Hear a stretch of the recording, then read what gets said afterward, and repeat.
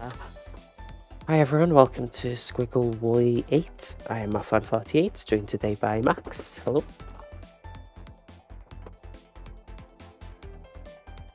As usual, there's been quite a few last minute sign-ups. 2 more as I refresh the page, 15 now.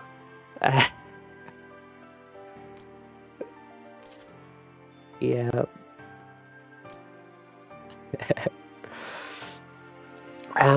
We are still waiting on 2 check-ins, so I believe we'll wait till, let's say, 5 past for Sealy and Sandstorm. For now, I guess I can get the bracket as it currently stands. There it is.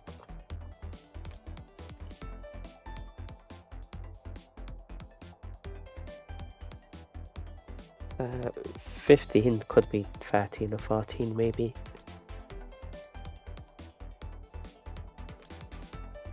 Yeah, whoops.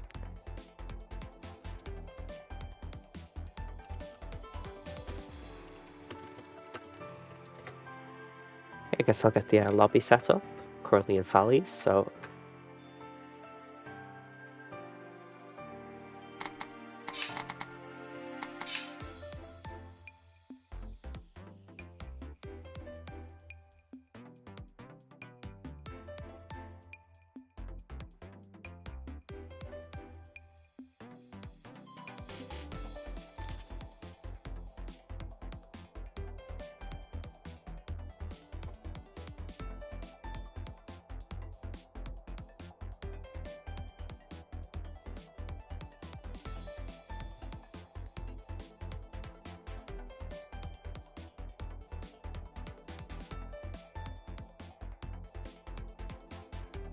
It's been quite nice to see. Maybe Spellbound Season 2, if you could count that by itself.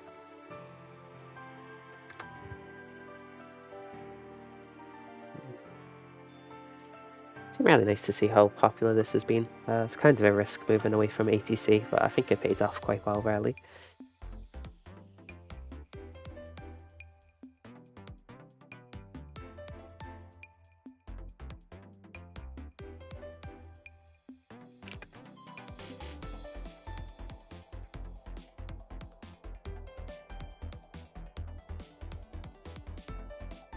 But now we've kind of got a situation where all the new players join, so they get matches against each other in the big tournaments, so they still have some fun.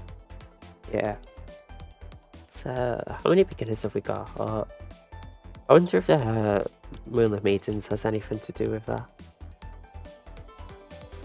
I think Fally's Moonlit Maiden series is definitely helping the game grow. Yeah, it's... but at the same time... Sorry? Yes, it's amazing that he can get so many entrants. I used to have to like space my beginner tournaments out by a month or more to get a reasonably sized bracket. I think it probably helps that it's not a beginner tournament, so people don't get like insta-banned as soon as they win. Because I think long term that's not very sustainable. That is true, but back in the day, our definition of beginner was a bit larger because there were really no intermediates at all. But we did ban winners, but other than that, we had intermediate skill players playing, probably.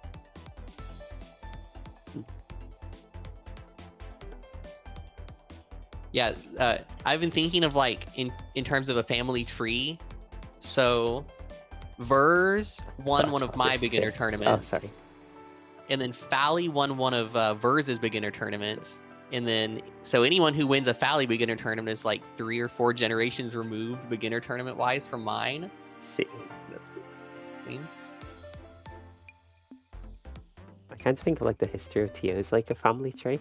Like I descend from Elios, and you descend from, let's say, Saya. Yeah. I remember talking to Sai about where the rules came from, and we realized that everyone had just copied the rules from the previous person. I think we determined the original person who made the rules was Elios Star, yeah? It was a mixture of Elios and Arceta, I believe.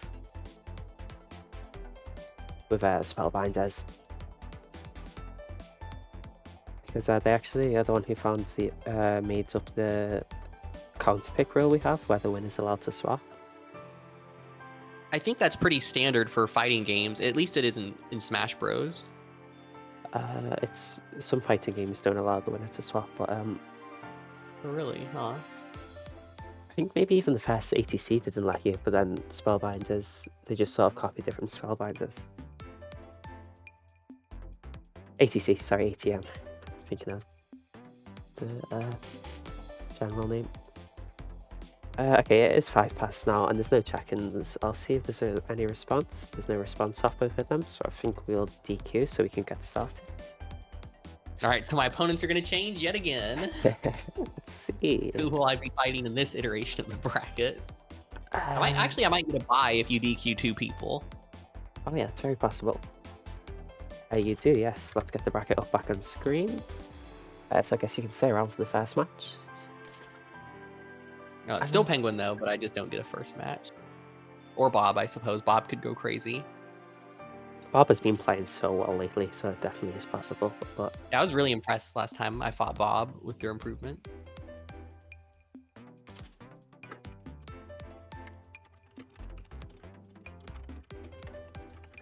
So we'll stream one match for winners round 1, since there's quite a lot to get through today. I'm looking at things. What should we choose? I think we'll do a... so much choice. Let's do Sasi vs Sylveon. I guess it's the obvious. Yeah, I was going to say, I think that would be the best one. I was playing a lot against, I played actually against both of them earlier today. I Lich mirrored Sasi and played some Frost vs Lich against Sylveon. So Sylveon, I guess, is going to be very warm for this matchup if they decide to play Frost into Sasi. Sylveon has been switching mains like every single day recently, so we'll see what they end up playing. I think that it could go either way. I think Frost would be the correct choice, given that we just played a whole bunch of that, though, from Sylveon.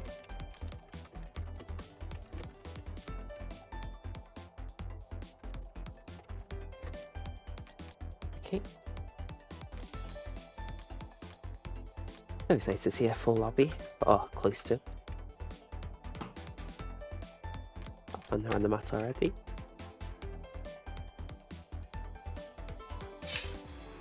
Shall I give the I'm ready? Yes, please.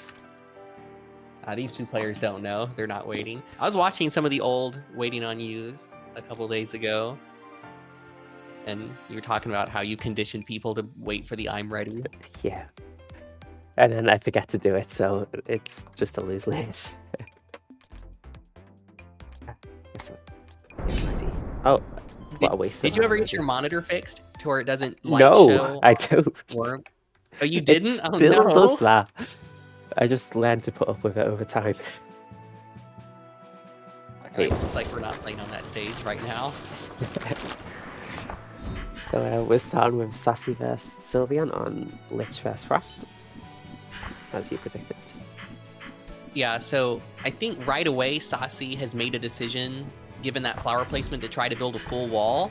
You can do that against Frost, but I think the very best Frost players make it impossible. So the way Jfeather decided to play this matchup as Lich, in a way I think is the correct way, is to just repeatedly replace a center flower. Because as you can see, if you try to do a wall, you just end up getting pushed around the screen when it's time to replace the high or low flower. But if you just repeatedly put down a center flower, you can circle camp it and just go in when Frost has to step back to dodge to replace it. I think he's doing a good job punishing Sasi so far, already taking the first 2 hearts. Yeah, I like how Inky Sylveon is standing as close to the flowers as possible. That's definitely something people sometimes don't do. They'll like sit back against the wall, but your pressure is way stronger if you just are as close as possible. It's true. So now Sasi's evened things up. A sort of mid walls here. I think it's fairly closed off, but there is a path at the top. Because it's dangerous to go through such narrow spaces. If Lich is ready with a basic, for example. Oh, yeah, unfortunately, Sylveon decided to dodge up when the lower flower despawned. Really, if Lich is playing this style against you, you need to dodge towards the expiring flower so you can threaten stun if Lich wants to take space from you.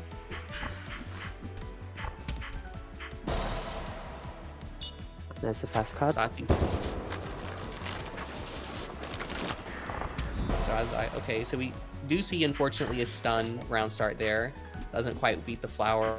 And we do see a center flower this time from Sasi.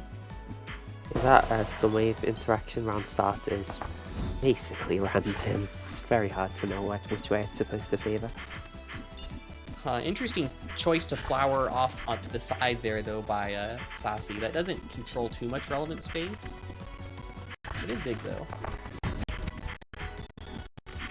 Nice backdash, not getting stunned there when replacing the flower. Sylveon should needed to roll there, but should be able to make their way over to the right side. Does do it.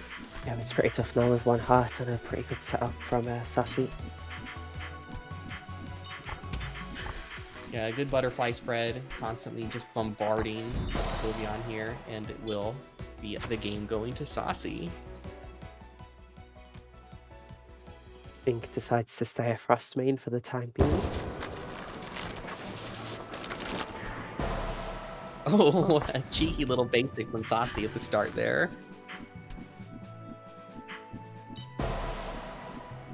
Or even swings up a basic of their own. Yes. Continuing to play the multi-flower strategy. It's a fairly aggressive setup. Ink stuck in the right half of the screen for now. The wall of 3 butterflies giving Sasi space to charge a flower. Alright, Sylveon needs to reposition here. Being underneath all those butterflies is not the move. It looks like Sylveon tried to punish the space open there, but couldn't get past the inner ring of light. Now we're 2 hearts apiece.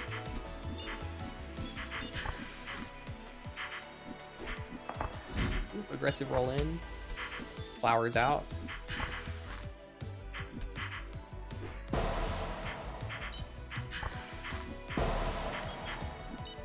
Alright, 1 heart to 1. Sylveon in the corner, though, giving infinity space to the Lich. You really do need to stay on top of Lich and prevent the setup from going up as Frost, because that's your biggest strength in this matchup, is that stun absolutely prevents Lich's advance, but if you just sit near the wall, you're completely forfeiting your biggest strength in the matchup.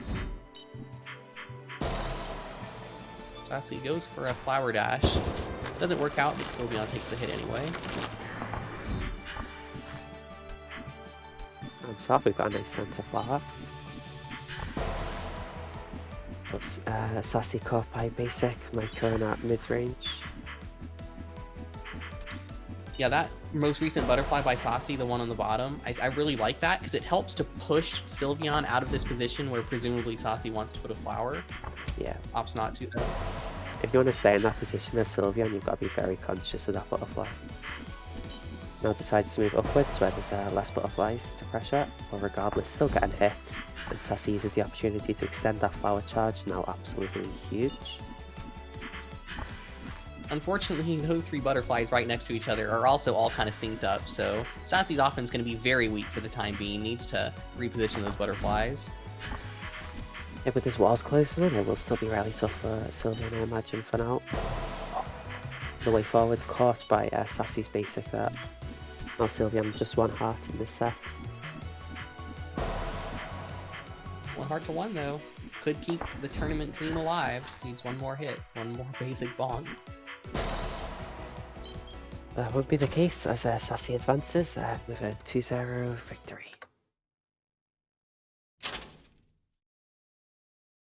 I think some people are waiting for you to start a match or something. I don't know if that's... Right. I think I always have to press 2 buttons on challenge to start a tournament. Okay, it's done. Oh, I guess we can commentate another match then. Hooray! Have people not played, or...? I'm not sure. Oh, At least AC appears not to have played against Aldy. Or no, Aldy... Maybe they both won their matches already and they're talking about round 2. That could be it as well. Yeah, okay, I think that looks like it. I think round 1 happened. Yeah. Reward is on showing. I'll fix that later when the lobby's a bit smaller. We don't want to shut down lobby now. Oh, there's a lot of good matches in round 2.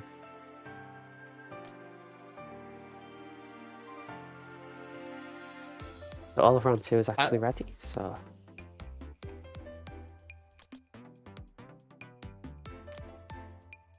I'm sorry, I think I want to stream Aldy AC for this one. That's fine. I'll just go play my match.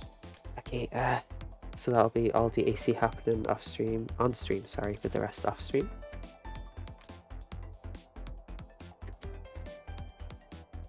All right, so when Penguin jumps on the mat, I will deafen and go play my game. Okay, good luck.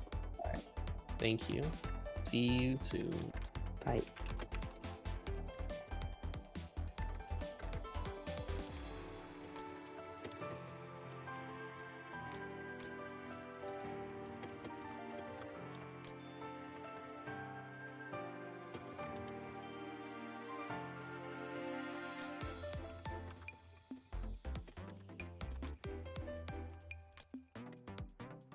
The call-out's been made. Just waiting on the match to start now, I guess. So DarkAC vs Aldy. This should be... Actually, it could be many characters from AC. Not sure what they typically play into Storm. If they're going to switch to their main of Worm, or use a different character like Lich, maybe. Or even Red Hood. AC is quite versatile with the characters they play.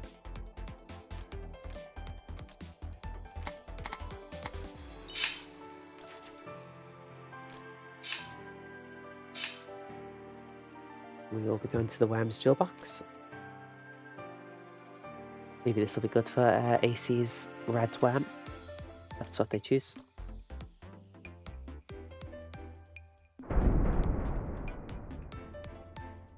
mean, there's always the chance for Red Arc, right? But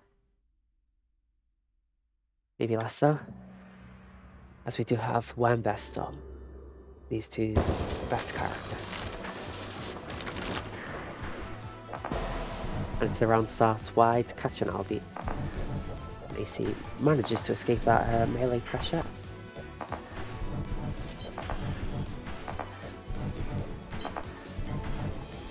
But AC in a fairly tough position, manages the good movement for now, but caught by Aldy's melee charge held basic.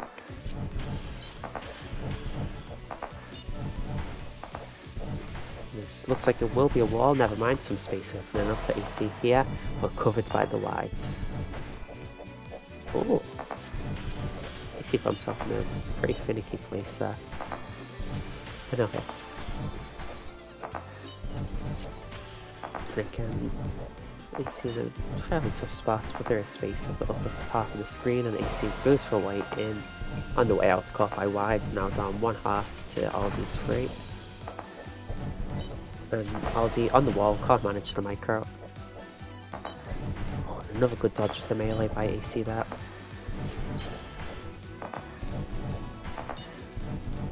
So at this sort of thing, the dodging of melee from both sides has to be a lot more predictive than usual.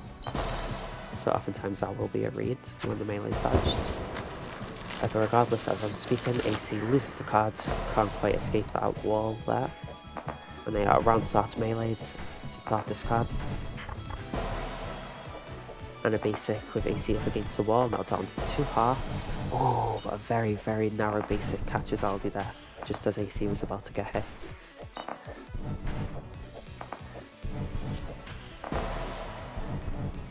But AC on 1 heart after that wide. Oh, and a very, very cheeky Novi fire attempt, but does catch Aldy out. Who's now down to 2 hearts, but it will not be enough as Aldy finishes the game. So we see Aldy staying. AC does have the choice to swap character here.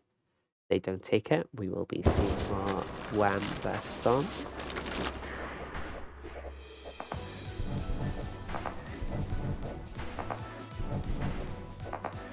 AC moving very slowly around these basics,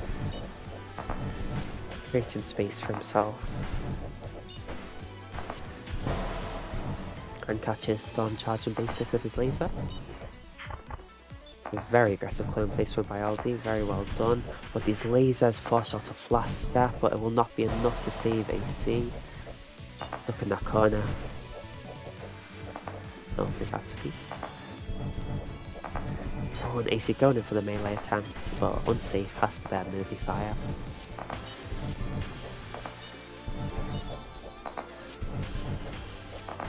And AC trying to catch Aldy out with these long range lasers, trying to catch the basic charge.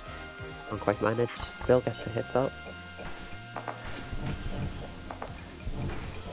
It's good dodges of the lasers in between the wides by Aldy. Two hearts apiece after that hit against AC. Now Aldy down to one heart after a wide against the wall. And AC goes in, gets the wide hit. Takes that first card of the set.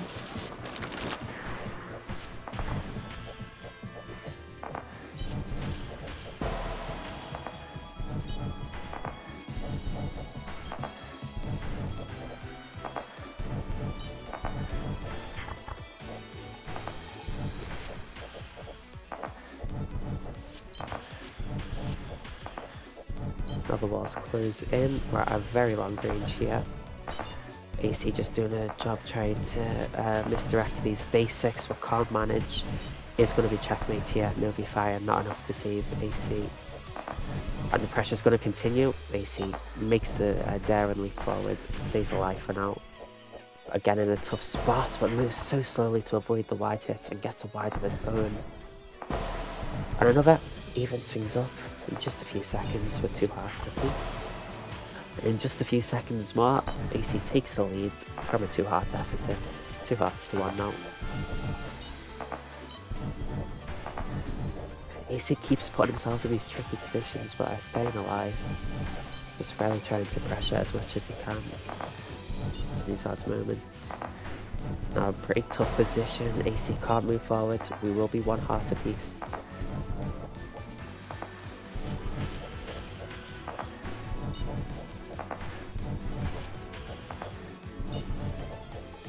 Basics blanket over AC.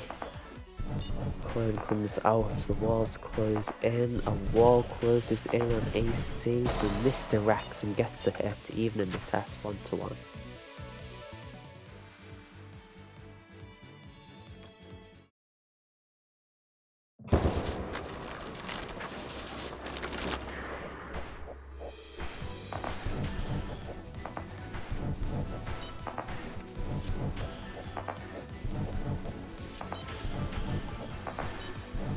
Start, AC stuck against his top wall, looks like a very scary setup. Just about makes the gap, but it's not enough. Perfectly placed basic at the end by Aldy that. Again, AC looking for that. I unfortunately lost my set as Lich.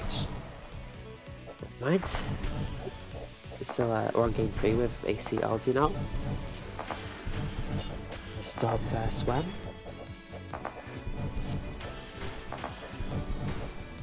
I guess there's no chance for you to come in and spectate. And I'm watching the stream right now. I see.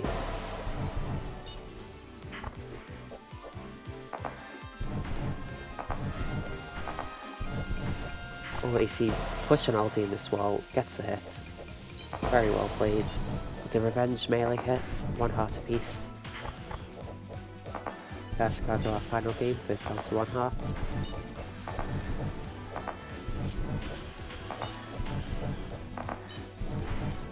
On a very good clone placement, the melee finishes AC off. Oh wow, there's almost no delay on the stream. I kind of changed something like a few months ago to make it slightly less. Okay, because I saw that clone placement basically right as you said. Cool. Oh, again, it's a few rounds starts now where AC's been stuck against this top wall. I know if fire won't be enough.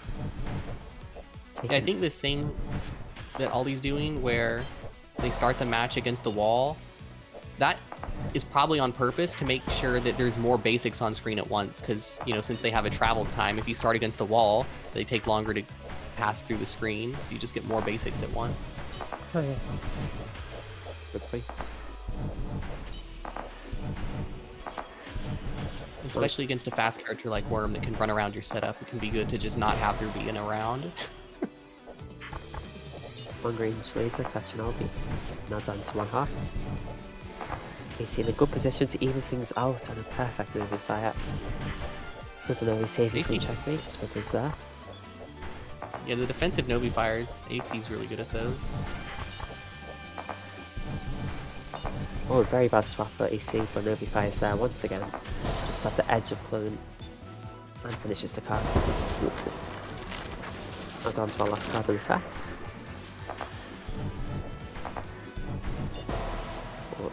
This time AC making use of Aldy being against the wall. It's in a terrible spot and gets the white hit. Good aggressive clone placements, but the basic isn't charged long enough.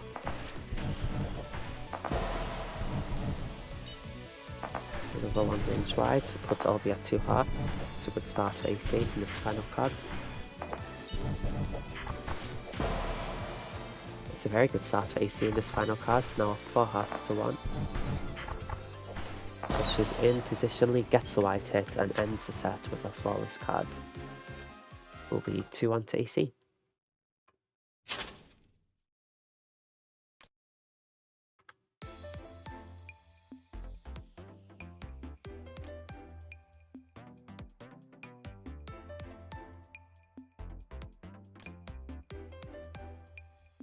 Alright, what are we planning on having on next? Okay, we'll do a 1 round from losers round 2. Sorry, I think I'd like to do not one of yours again, if that's okay.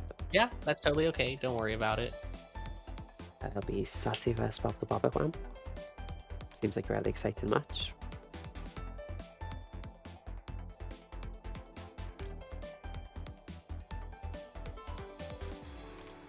So that'll be Sasi vs Bob the Bobber Wham, with the rest happening off stream. Sub is saying hello. Am I against them in bracket? I don't think so. No, doesn't look like.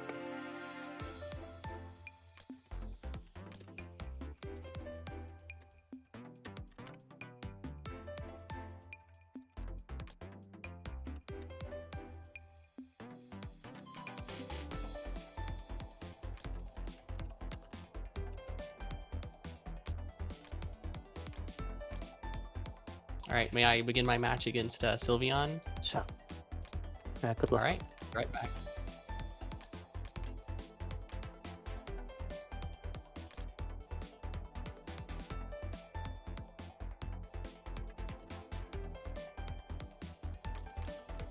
Hope everyone's been enjoying the tournament so far.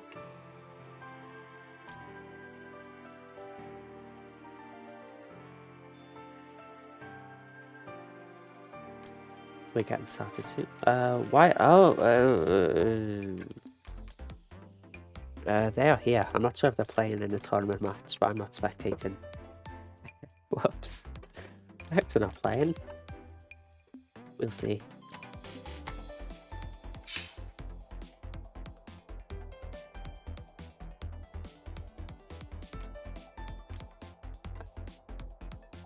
I said that much. Oh, I said 2. Why did I say 2? Whoops, I am a fool. Oh no. Okay, we're streaming Aldy vs Shyoshiguy, I guess.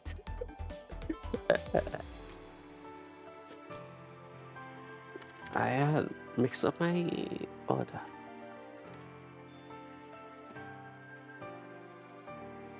That's a pretty big mistake for me, I apologize. It is now.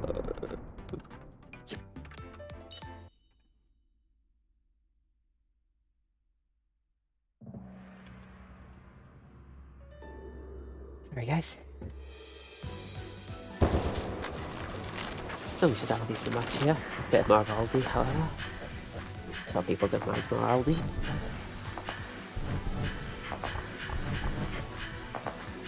Looks like Shyoshiguy's immediately getting walled here. Aldy putting up so many basics, but does get punished in the end. Gives the invincibility space for Shyoshiguy to dodge. And the melee from Aldy forces Shyoshiguy back into some wide. Now 3 hearts apiece with Shyoshiguy in a corner, past the Ben vanish.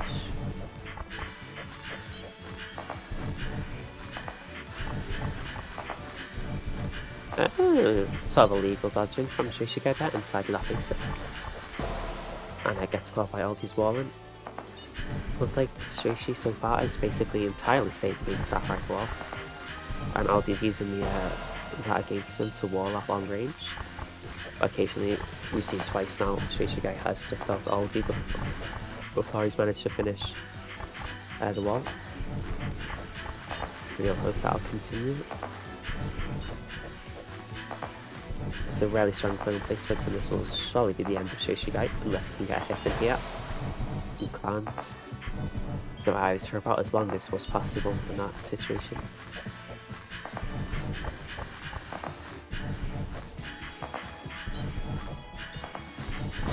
Oh, and a quick setup. Shyoshiguy can't manage the movement and loses the fast card.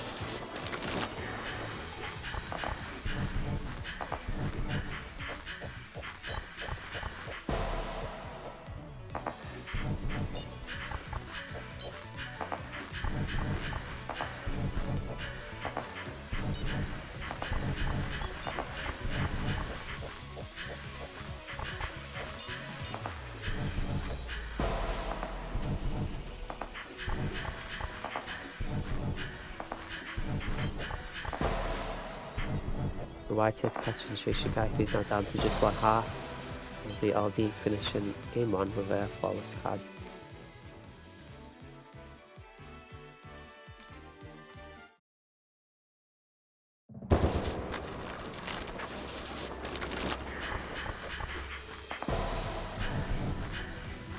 Alright, my set is completed. Hey, did you win?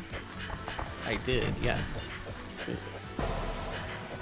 So it's kind of mistaken my callouts.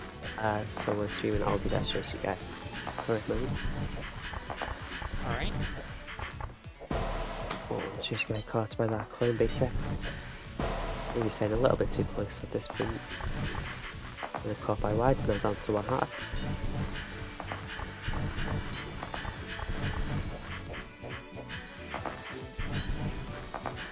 Wait, Aldy is the hood? Or the... That's not the truth. There we are. There we go. Oh, Shyoshi moving a bit much there, bonking on the wide. Oh, very bold move by Shyoshiguy. Does not get hit by wide this time though. Oh, finds the gap. That is really good dodging from Shyoshi. Unfortunately gets hit right afterwards. Yeah. The hold wide charge in melee when you've got nowhere to run. Pretty tough to deal with. And there it is. It's a 2 to Aldy.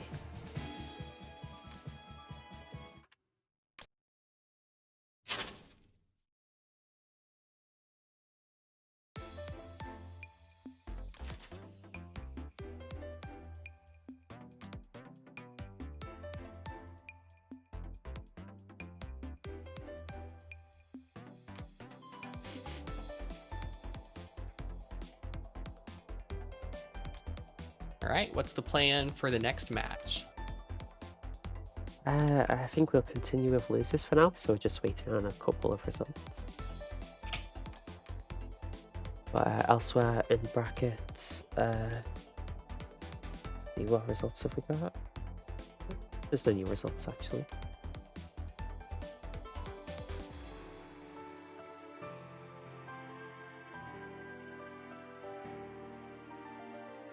Looks like the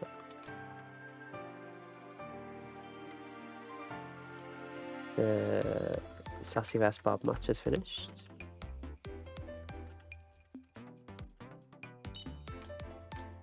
I guess we're still waiting on Telika versus Saba. Oh, it's already been reported. So Sasi won that 2-1. And I think we'll wait for the Pixel Dude Sub match and then stream you versus the winner of that. Alright, sounds like a plan.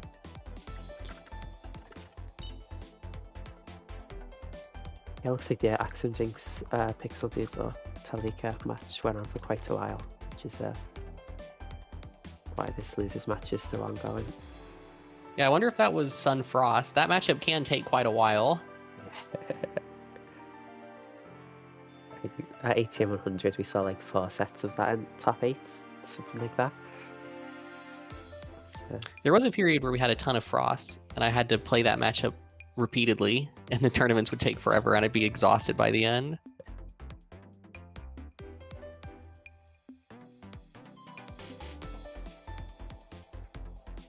Oh, Feist is in the lobby but didn't enter. I just noticed. Oh yeah. Not sure why, but Face always seems to be around that spot in lobby. It's like his little corner.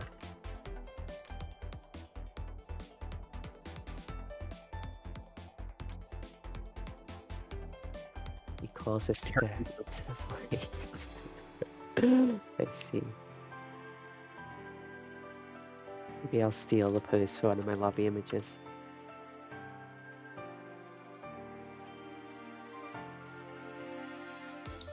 Telika becoming the new Javaro with every set taking forever.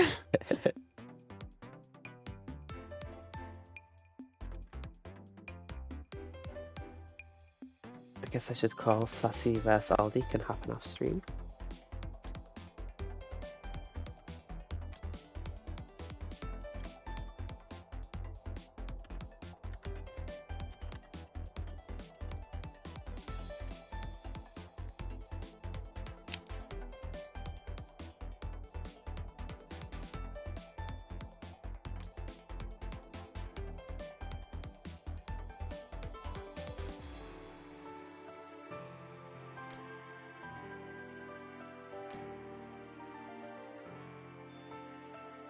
I guess Telika vs Seba is probably another Sun Frost set, so yeah, that one could be a while. Right, yeah. Oh, Oh, yeah, they weren't even on the last game. That is funny. No. So this is game 3, I suppose. Oh no, I'm gonna go watch Sasi vs Aldy. Okay, yeah. I'll keep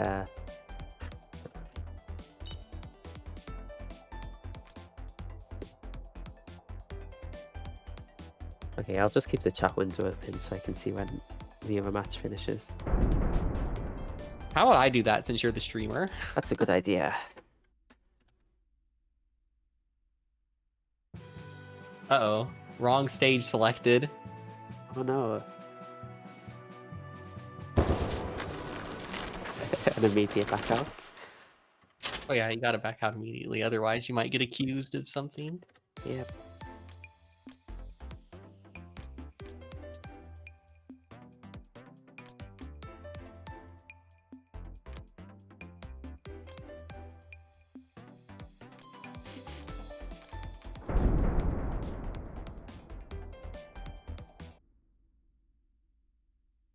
Alright, yeah, I've not seen Aldi fight a Lich yet, I don't think, so we'll see how this goes. I know Storm players sometimes struggle against Lich, but I think in recent years they figured it out more than the past. Oh. I think Tiger's high ground stopped. Is Sasi ready for the ping wides though? That's the question.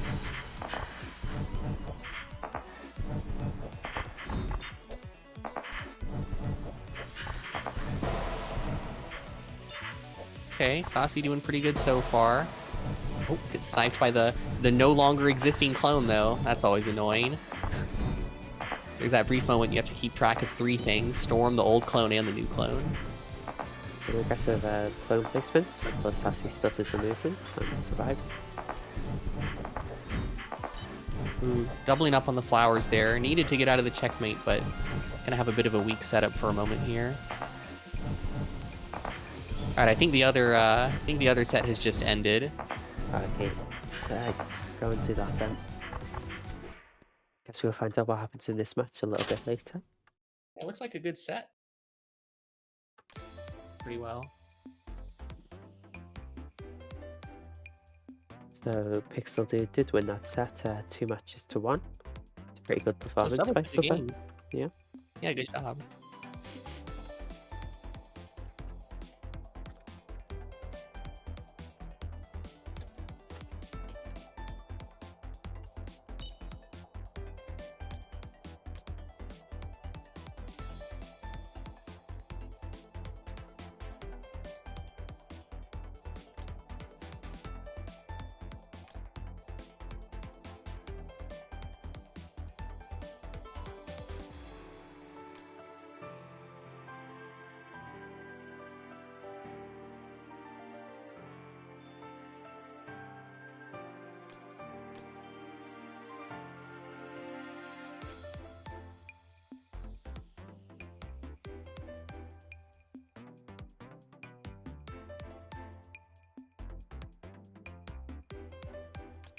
Telika, get on the mat.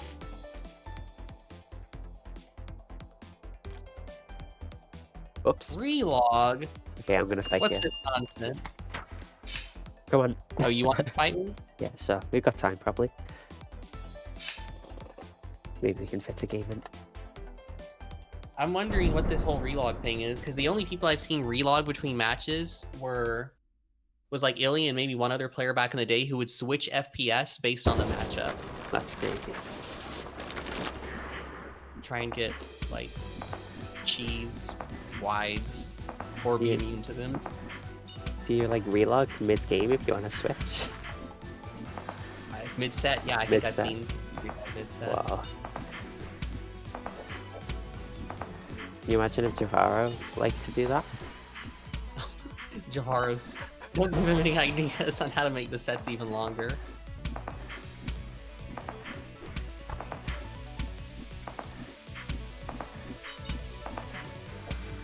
Something I noticed when playing Frost, because I've been trying Frost some the last few days just for fun, her movement speed is so awkward. Like, I find it hard to dodge a lot of stuff as Frost. Like, dodging diamonds is weirdly hard as her because of, I don't know, the movement speed is awkward. Yeah. And by that I mean when you don't have roll. Roll obviously makes dodging diamonds not so hard, but when you don't have roll, it's weird. Even a character like Lich, who's much slower, I find more comfy to move on, which is kind of strange. This is probably just like familiarity with stutter stepping. Oh, I just mean even just trying to dodge it, not pressing any buttons at all. Oh, really? Yeah, for some reason, Frost move speed, even when I press no attacks at all, I find kind of weird. And as well, Frost seems to be more vulnerable to worm wide than any other character I've played. Like, a lot of characters, you can kind of move a certain way, not really care about worm wide, but it seems Frost's move speed is just perfect to always get caught by it. So luckily though, you don't really need to move much against Worm as Frost. You can just play as a sentry gun. Eventually you do get punished, but it takes a while to get there. I think I'm about to get flawless. Oh, never mind, I've got a hit. So I thought I was going to get double flawless.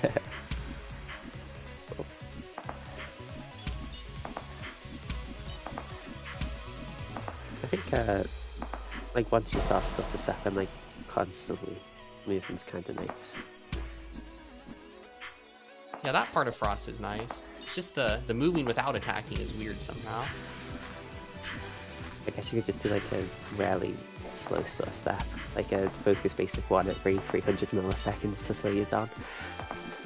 Her focus speed is so slow too, which is a bit awkward to deal with at times. Yeah, playing Frost has conditioned me to never use focus as other characters. Oh, yeah, I can see why, because you basically are prevented from moving with Frost.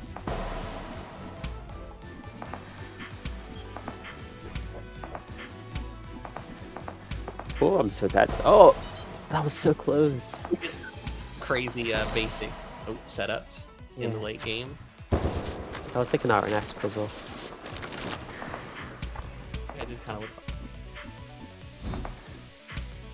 I said to someone recently that I think like dodging Red Hood Kunai is like playing RNS. From what I understand of RNS, which is nothing considering I've barely played it. Like that's how I imagine RNS plays. Just dodging Red Hood Kunai. The secret about RNS is it's not a dodging game at all. It's entirely a pattern memorization game. Yeah, that's It used to be more dodging focused in the early beta, but Mino apparently saw people who were really good at Final Fantasy, which is like his target audience, find easy mode completely impossible when it was more dodging oriented, so he removed nearly all of the dodging mechanics in RNS. So sad. Yeah. To be fair, I didn't really like the demo either, so I don't think it makes a difference for me. Oh, it was before the public demo. Oh, It really? was more like that. Yeah. I had people say that about the demo, where the demo was like a little bit more dodging. Something I think that was vastly improved demo to full release, though, is that there used to not be like a all enemies have the same color projectile setting. I lobbied for that really hard because I thought it was often very confusing to know what bullets belong to who. So the fact that you can just make all the enemies magenta now is so much nicer. Let's see. Oh. That was a very narrow gap. I probably shouldn't have tried so hard. What? This is a close game. Telika's probably back by now.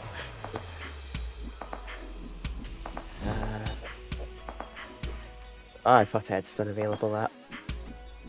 Thought you did too. Well, the game. Hey, Telika's back. Telika has no confidence in beating me. I think Telika's pretty good. I wouldn't be so unconfident. Yeah, Telika's really good. You gonna do the Javara?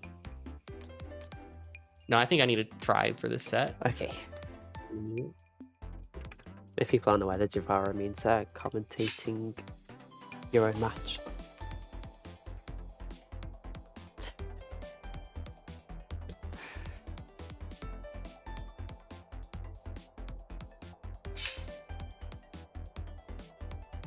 Yeah, it could very well be the Sunmare, it could also be Lichfair Sun here.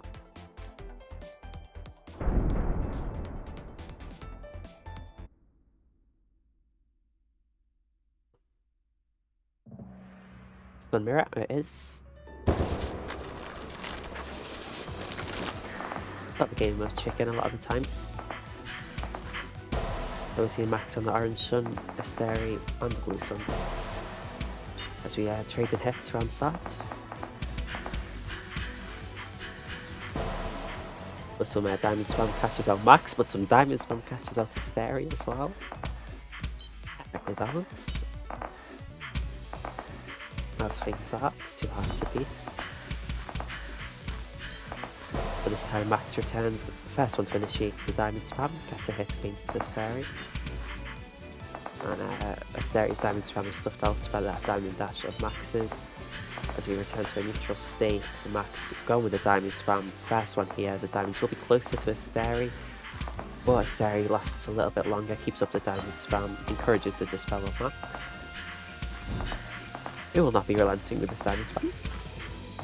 Oh, but some melee pressure stops that for now as we move to 1 heart apiece to a melee hit by Asteri. The walls are mid-range here. And Asteri loses the card. Just 1 heart remaining of Max's. And a very good diamond spam, diamond dash, sorry, to dodge the diamond spam of Max.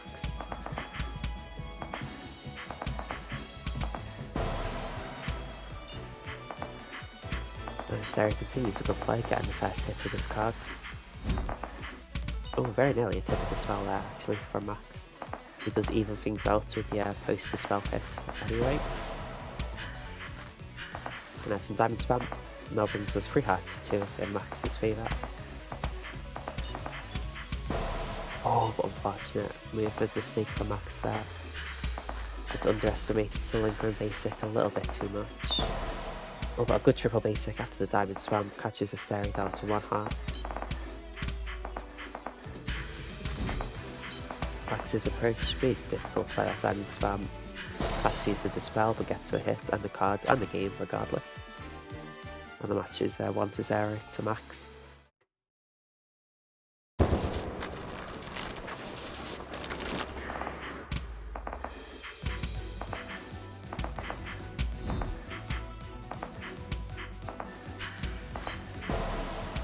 Asteri's first to be hit, round start. And second to be hit as well, now down 2 hearts.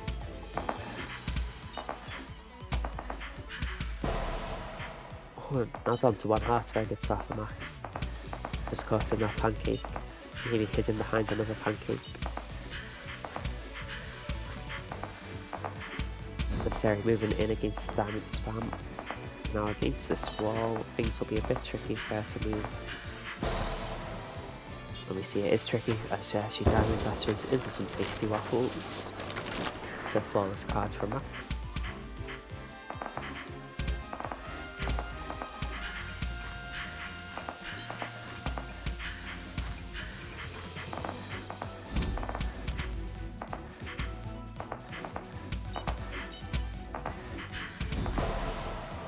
Oh, Max getting caught by some pancake there.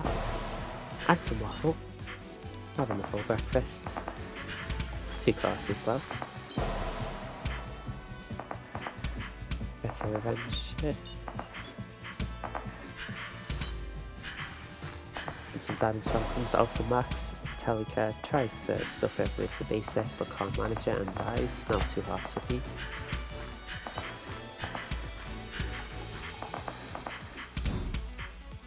And Asteri caught in the dispel. Tries a dispel of their own, but Max is safely away by then. And the diamond spam from both sides will continue, but Max, less space regardless, wins the interaction. Now puts Asteri down to 1 heart on her last game and her last cards. And a tip of dispel, but Asteri recognises before the danger comes. And now in a corner against these diamonds, has to use a dispel of their own, but catches Max on the way in, now down 1 heart apiece.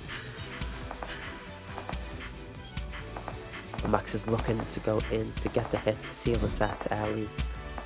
He was going to dispel in the bad place, but as the dispel ends, it's Max that's in danger.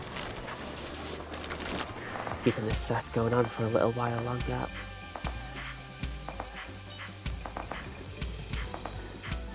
Again, Max, the one pushing in, over the hit early. Oh, but in a really bad spot here, Max bounces on 3 hearts now.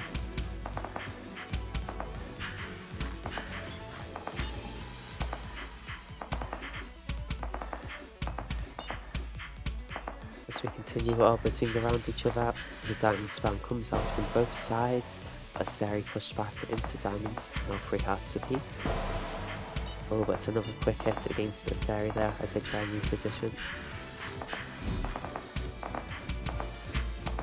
The spell comes out from Asteri. Again caught against the wall, but Max bonks, now 2 hearts apiece.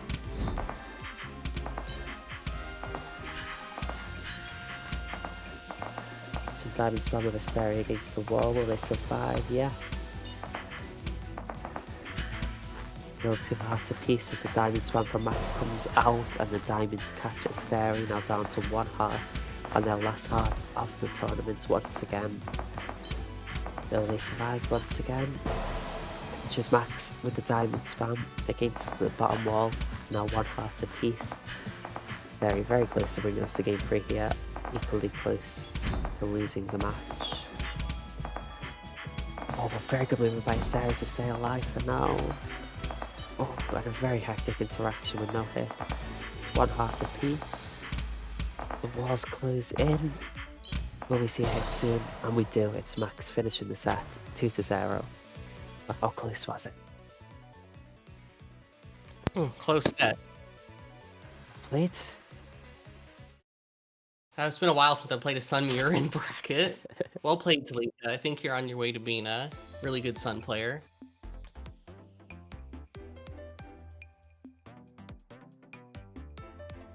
I hate how whenever I try to play different characters, I just lose, like against Penguin as Lich, and then I just go back to Sun. It's One day I'll be able to play characters.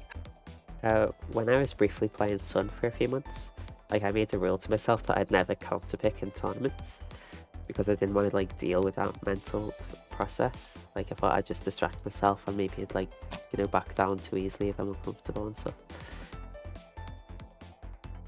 Yeah. I don't know, it's kind of a hard thing to manage, I'd say. But we'll move on to winners next.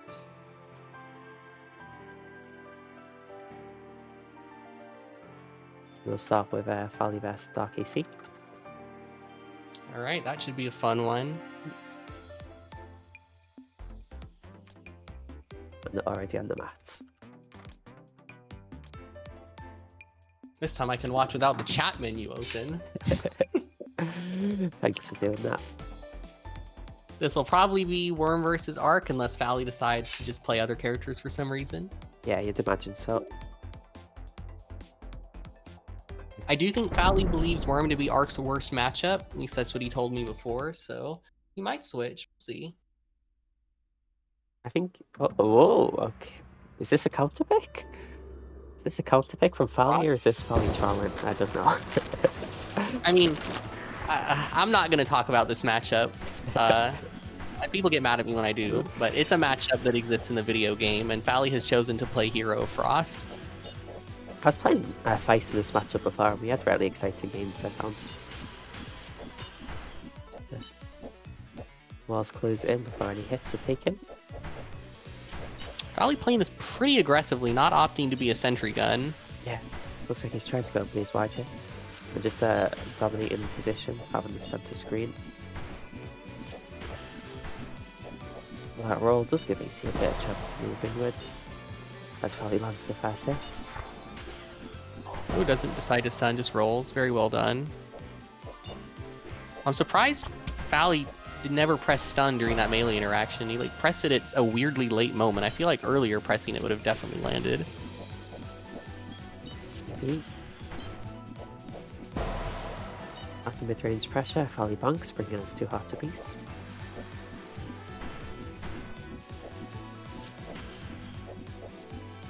Yeah, AC doing a lot of macro here. Not looking to want to press a laser inside of the Frost basic.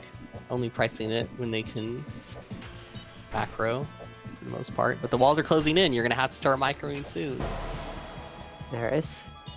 AC first micro does get hit. AC not seeming to want to go for the Novi Fire game plan. Once the walls get small enough, you can try to exhaust stun and go for Novi Fires, but maybe AC didn't think the wall was small enough yet for that. There's always a chance Frost just drops a punish. Oh, not a punish, sorry, a parry. Oh. Yeah, I wouldn't rely on a drop playing someone like Fally. There is a drop for AC actually. Doesn't get the Novi Fire punish. I think it's a lot harder to react to stun because it's so much faster than it is to react to Novi Fire. Yeah, it's very true. And even if you do react to the Novi Fire, the Frost still has a good chance of escaping with her roll. Yeah, when Axem showed me that, I was shocked. It's like, really? Even if you press Novi on the stun, Frost can still live? That's crazy. Frost has quite a lot of time inside that Novi Fire. Alright, the walls are closing in. Let's see. Oh, good roll in basic. Those are sometimes hard to catch, especially when you haven't gone for it all game. The opponent's just not ready for it.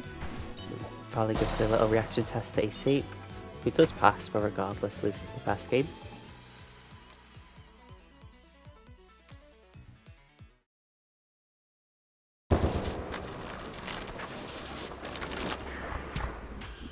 Immediate Novi Fire. That was a bit risky. I'm not sure I agree with that decision. Or wait, but Fally also stunned, right? Did I miss that? Did Fally stun? Oh, okay. Maybe it was a fine choice then, but Fally proves that it's absolutely safe to stun in this matchup. Rolls out and gets the punish. I mean, there's always the chance that Worm presses it preemptively. Yeah, in that case, you definitely lose as Frost. I had to... Oh. Didn't even have to... Or did roll, I guess. Yeah. I was playing against Vice earlier, as I said, and I had a moment where he pressed Novi Fire preemptively. I stunned, and I still survived. Wow, that's crazy. Good basic layering there from Fally, but AC manages to get around it. Something that Celius told me about this matchup when we were playing it before is that she thinks Worm should always be attacking from like a diagonal angle. I'm not sure if that's anti-keyboard tech or what, but something about it apparently is better. AC also has his box fairy, which I don't quite understand about how to use wide. Yeah, Worm players have some crazy stuff with this wide tech that I haven't quite looked into, but I've had it explained to me, but I don't understand it at all. So.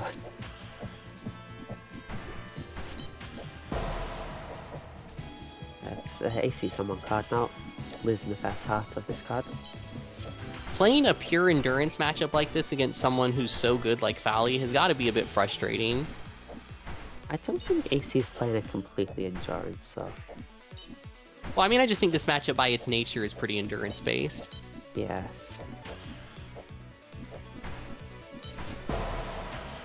Oh, gets caught lasering there, unfortunately.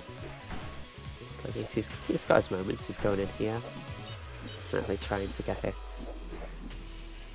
You see an aggressive roll, AC, and dodges the roll and heart of the cards to a wide hit. Nice movement by AC.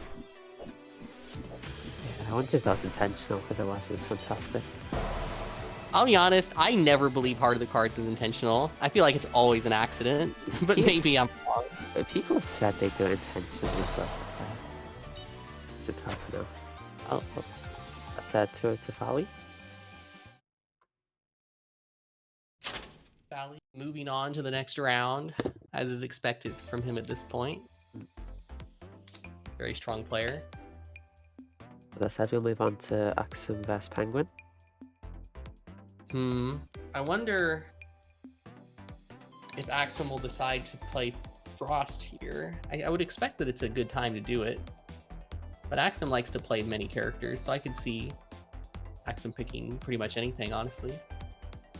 Hopefully not the Hood Mirror, for our sakes, but... Sorry, I'm a certified Hood Mirror hater. I see.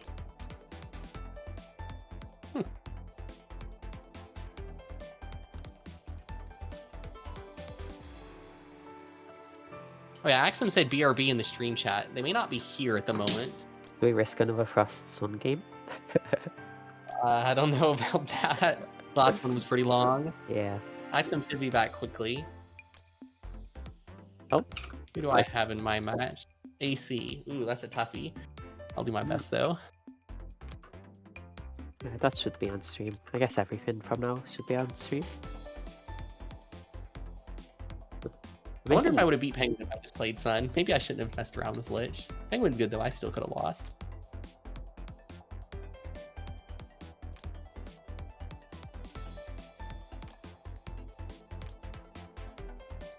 You could have played Red Hood to encourage them to play Sun. I don't like fighting Sun with Red Hood. Okay. Not a huge fan of playing Red Hood in general. I think she's probably my least enjoyed character. Yeah, it's probably the same for me, honestly.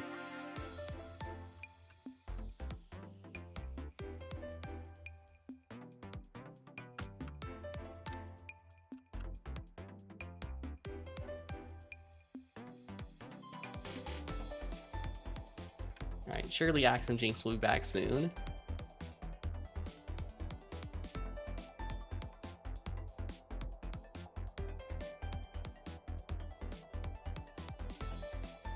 Oh wait, QP is in the other chat. That's cool. Oh, wait, where is he? The Maiden and Spell voice chat above us. There's QP. Oh, I see. That's nice to see them. Yeah, I saw QP in lobby the other day. I think currently they usually play under alt names. Oh, okay. So I've probably just not realised they're there whenever they are. Yeah. I played against QP, one of QP's alt names, and I didn't know it was them. And I thought they were a new Frost player. Because they had the Frost avatar, and I was so excited to show a new person how to play Frost. And then they insta-locked depth and played the most patient min-walls depth I've ever seen. That sounds like QP, alright. I realised it was QP after they switched to the Frost Mirror, and they played it in only a way QP and Javaro can. And Javara's not active, so I realised it must be QP. I asked if they had pinged back? I believe so. Yeah, sorry, you were saying? I pretended I didn't know it was QP. And I asked them to play Storm. And I played the best game of my life. I locked in very hard, and I won the game, like last heart. And then I complimented their Storm. I said they should keep practicing. They have a very promising Storm for a new player. And then I left. That's hilarious. You roasted QP.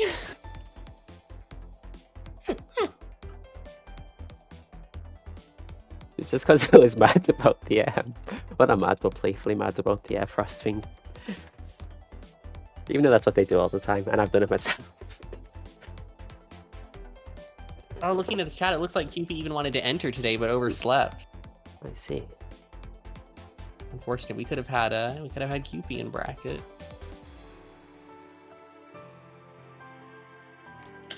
Oh, that chat is very active.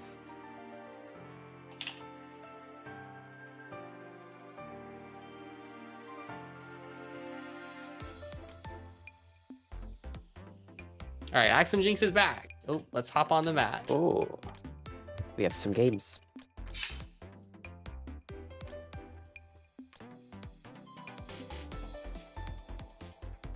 Are we ready?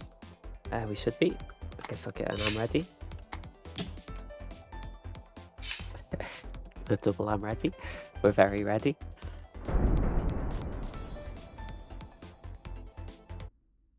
All right, what matchup will we get? Axem, the jack of all trades, against Penguin's Hood, presumably. Wham. There's another one. Interesting, not what I was expecting, but Feist did beat Penguin last week as Worm, so maybe Axem following in those footsteps. I think I remember. Oh, I think. Wait, oh, the names are wrong. Whoops. Should be fine now. I think I remember Axem playing Wham against you in like ATM 73. Axem, yeah, has picked Worm against me, but that was it against my son? I know Axem has picked Worm against my Arc in the round robin, or not the round robin, the Swiss tournament. Yeah, I don't know if he played Worm or not. Against your son, if I'm remembering. Huh, okay, well maybe it's happened multiple times then. I mean, Axem can play anyone. Very good player. That's true. Down to 2 hearts after that top basic of Penguin. 2 hearts apiece after a while. Poor Penguin getting hit by all these wides. I've heard from Hood players that Hood's movement speed is like really, really bad for Worm wide. Similar to what I was saying about Frost earlier. Yeah. The game is lying to us. AxemJinx still has a heart remaining. Oh, Penguin with the Zale setup. This is something that I've only ever really seen Zale do, but Penguin has started picking up as well, where you do basic single kunai and then just keep spamming basic to keep your opponent trapped where the kunai will hit them. I think it's pretty good. More Hood players should do it. It just seems quite clever.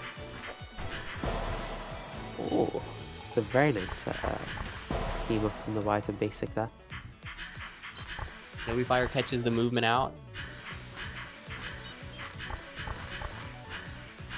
Yeah, Penguin is doing this setup where you have the kunais above the opponent and then are horizontal to them with basic. I think that's one of the highest percentage to hit plays that Hood usually has, so good to see him going for it.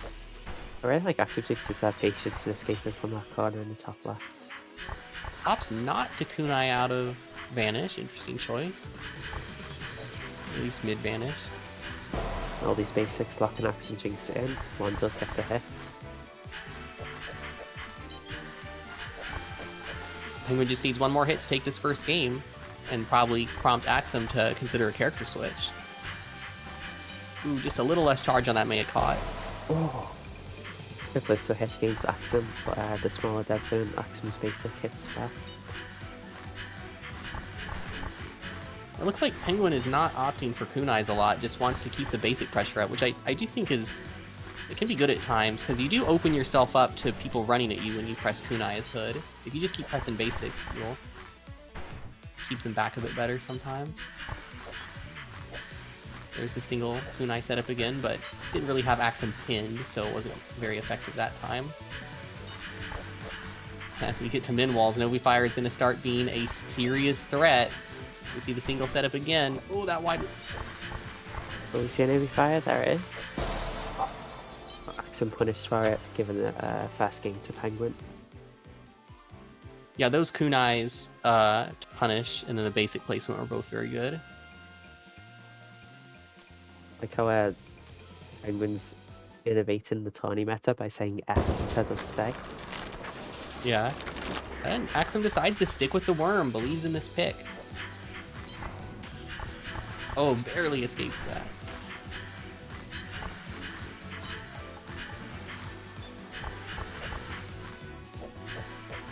Yeah, I'm seeing more.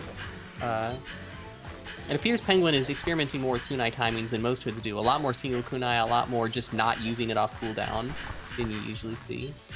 Very content to just keep Worm at bay with basic. Although as these walls close in, the game plan is going to start shifting probably towards more cooldown wars, taking advantage of Vanish's low cooldown with Novi Fire. Or Vanish's high cooldown, sorry. Well, it's all pretty tight here. But this kunai will delay there, coming in a little bit longer. Penguin with space to avoid the Novi Fire in the corner.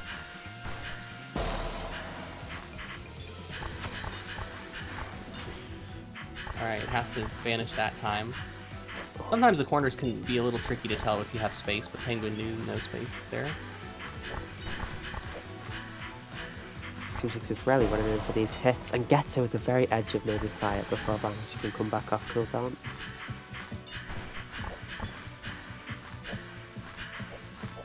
Alright, had the pin here. Axem micros out. Very good movement. Walls close in, but Penguin stops that by taking the cap. Oh, catches the worm approach. Axem needed to weave a little bit less there to get in. And we have another early lead for Penguin. This is a best of 3, right? This is, yeah. Alright, so yeah, Penguin only needs to take 2 more hearts to win this set. Ooh. Axem down to their last heart. Penguin on 4 hearts, it's a pretty tough comeback to make here. As Worm, you have to take pretty big risks at times to go in, so Axem have to play very solid here.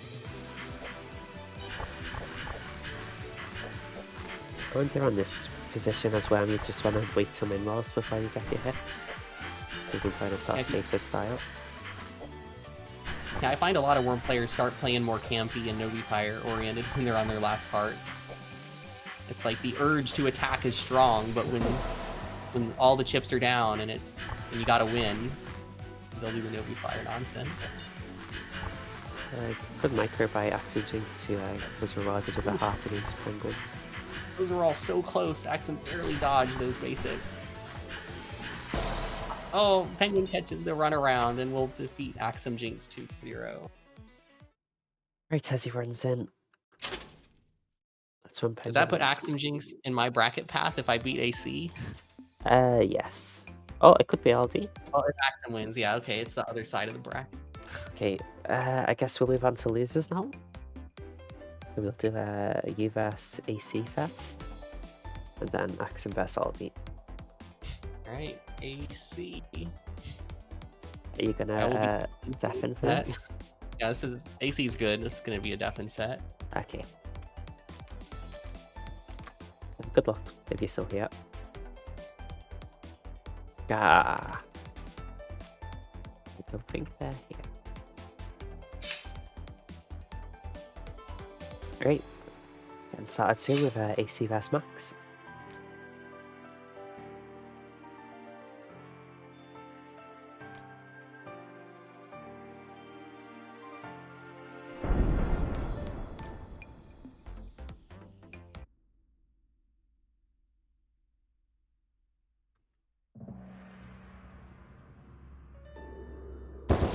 It is Worm vs Sun Priestess.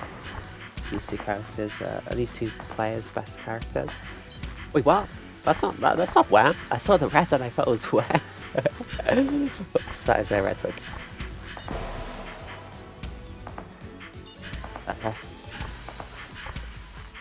I can't argue that red hood looks anything like Worm. It's just the colour red. That's AC. Getting ahead with the top basic, bringing us 3 hearts apiece to begin.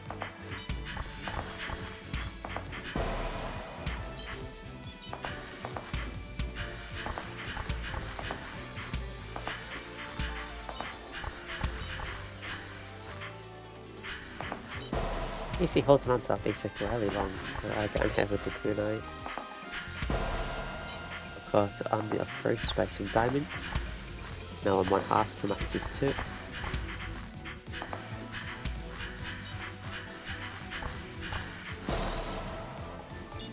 And some diamond spam finishes the card for Max.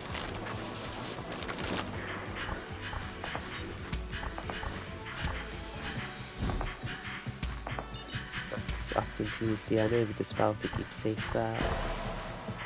Gets caught, looks like on the white. Regardless. Now Max going for a way in, but AC's patience isn't quite enough. He's hit by a waffle there.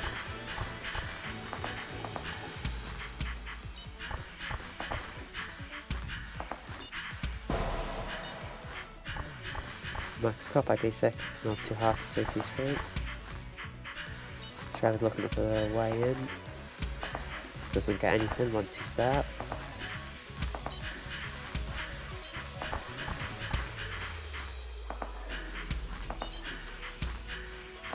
The walls close in, it's 3 hearts to 2, 2 hearts apiece now. So that hit against AC. And a tip of the spell, not quite there.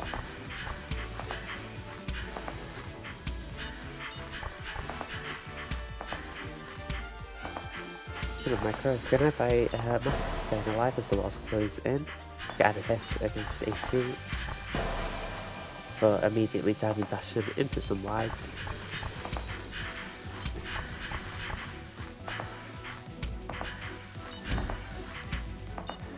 Again the dispel, not quite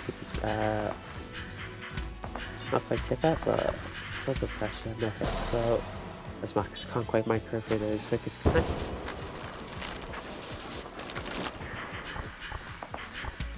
One card apiece in our fast game.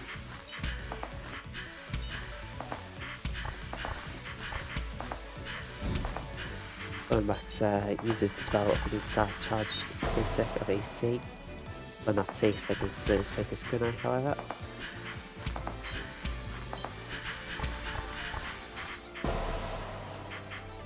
And Max's diamond dash does connect. Those diamonds from the dash. As Max at range decides to diamond spam, but caught by some pressure, and Aldy still getting hit. Some kunai catching Max now down 1 heart to AC's 3.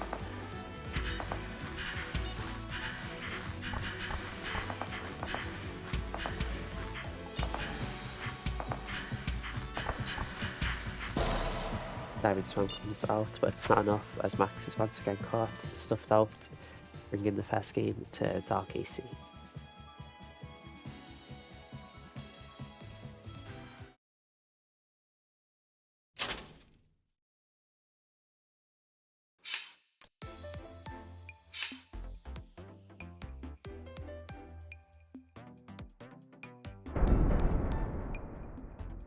Looks like we've seen a switch from Max to Lich.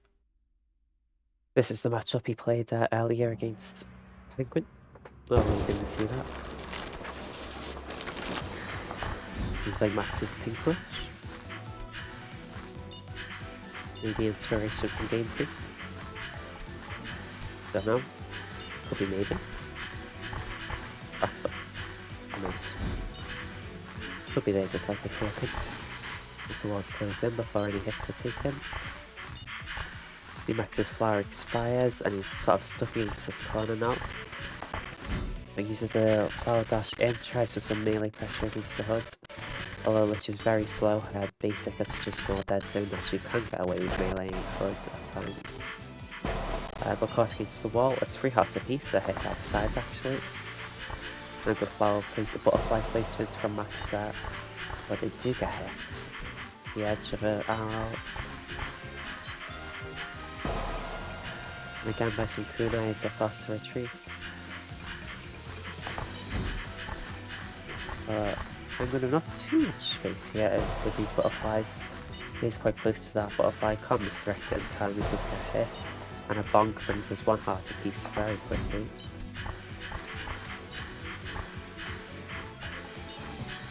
And Max forced to micro. And as he macros, he walks into a tree, moving the first card of this game to AC. Max gets away with one there, quite a big flower charge. Looks like Max is staying out of position so he can get a good butterfly set up. And he's got quite a good spread on those butterflies. Uses the flower dash to get in for the melee hits, no hits however. So we see some pressure, long range from the hood, from AC. Oh, unfortunate, Max caught charging that flower inside of the trap. Oh, there's so many kunais from that vanish. And Max doesn't quite see the ones that end up backstabbing him. It's a good flower charge in return, and it's a good setup for now for Max. AC does have room to dodge, and he has been preparing this long range pressure, however. So we'll see how when I get. Oh, AC now finding space at his left hand side of the screen. There is a butterfly there, however. AC will have to be very conscious of that for the time being. As the walls close in, if there's no hits, this could be deadly for AC. But as the flower expires, AC has vanished to get into a bit of a safer spot. Sort of struggling to find a home here, AC is. As he's caught by butterfly, now 2 hearts apiece. Goes for the approach, but gets caught by wides. He's playing this really well, gets caught by the tap basic, now 1 heart apiece. The max on just 1 card, 1 heart for this tournament. No more heart and he's out.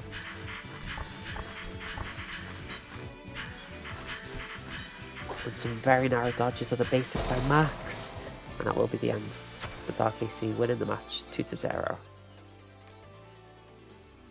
Had to be the Red Hood.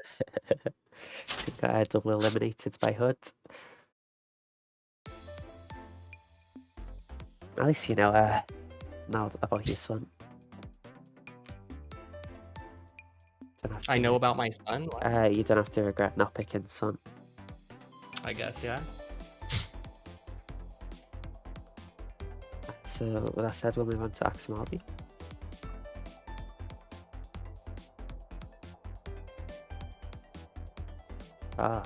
Is that a player code to pick from AC maybe?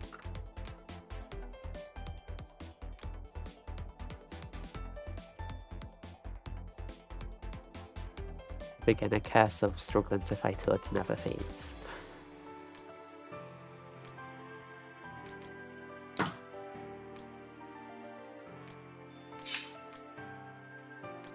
Uh-oh.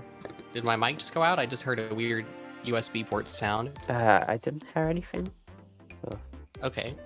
So it must be good. Maybe my controller stopped working. Oh, yep, that would be it. My controller has stopped working. Oh. Uh-oh. Well, so that's a good, convenient time right after I lose. The best time for it to stop working. I think it didn't happen mid-set, I guess. Okay, it's working again. Yeah, the cord is pretty frayed. It's unlikely to last that much longer, I think. Mine is bent, but it is still fitting apparently, so let's see how long that goes. I just kind of have to bend it into place every time I use it. I'm going to start with Aldy vs Axem on the Storm vs Frost.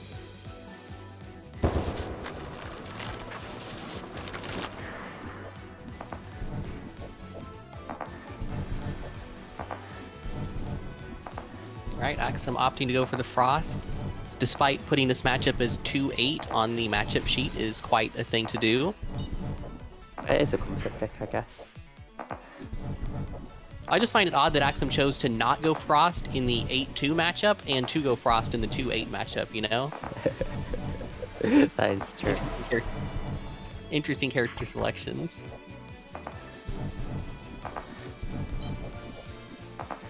We'll see how this goes. Aldy definitely playing a walling style, as you need to in this matchup, I think.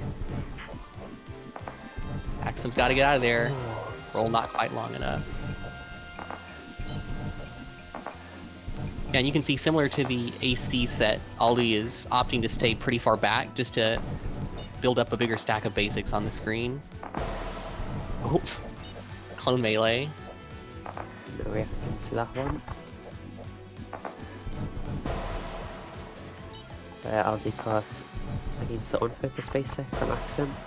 Now the focus basic down to 1 heart.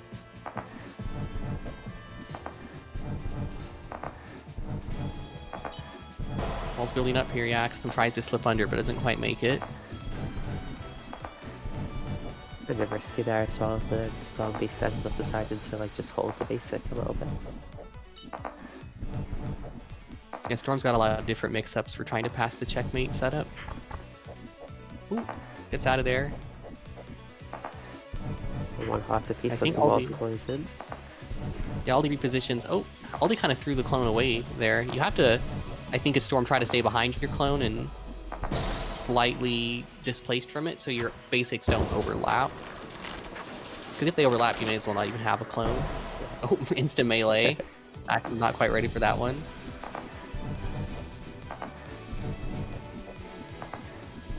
a good way for Axem to end that card there. Just like going in sort of mid-range, so his basics a little bit stronger and getting the hits. I'm almost certain that Axem just gambled there, just held to the left, hoping that Stormwide would not catch, and it just barely didn't. Sometimes you got to do those gambles against Storm. Oh, good roll.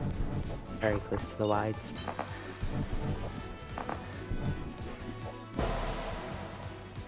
Aldy caught by basic at long range. Of course, there is a lot of basic to dodge in this matchup from both sides for Fally.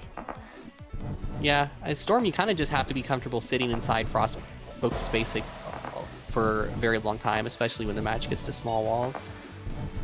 And you've got to be very scared as Frost to dodge roll, as you saw that AxemJinx caught by wide at the end of his roll. Gets a hit. Yeah, I've seen Frost insta-stun after rolling to try to avoid that. Yeah, I kind of like doing that. Basically every time. I mean, it's not like you're going to get much use out of stun against Storm otherwise, so may as well, right? When you do get a stun wave burst Storm, it's so satisfying for that reason. Maybe it's more valuable, just because when you finally do get the hit, you know you're going to feel and think about it for days. And we're getting to min walls. Axem getting a bit stuck over there. Yeah, gets caught by a wide. Basically a checkmate with that wide in that position. Last heart. Sometimes in these positions, Storms lose confidence in their wallings and just try to get the last hit by spamming tap basic. Aldy's staying confident though. It's a pretty tricky position for Axem, who has to roll, and the wide is on the other end once again. I was watching Aldy and thought Aldy bonked a basic, but that was just Stormwide being Stormwide, I guess. Yeah, it's kind of frustrating from the Frost perspective, because it does feel like you're just gambling every time you roll. Like you just have to accept the risk.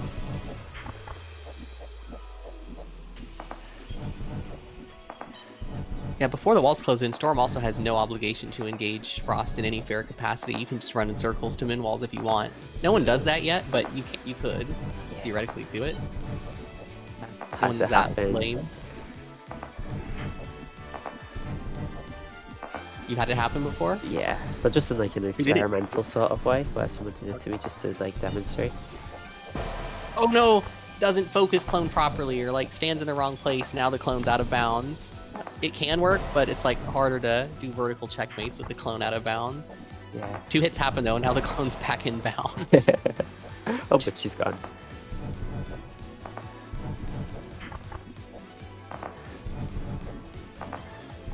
Yeah, Aldy doing a bit too much standing on the clone when wide catches Axem. That was quite. You gotta not stand on your there. Axem waiting for the release. Oh, goes a bit too soon. Yeah, and even if he did survive there, that clone in that position, I imagine another melee could have gotten him. I think AxemJinx should pick Sun. Do it, Axem. Pick Sun.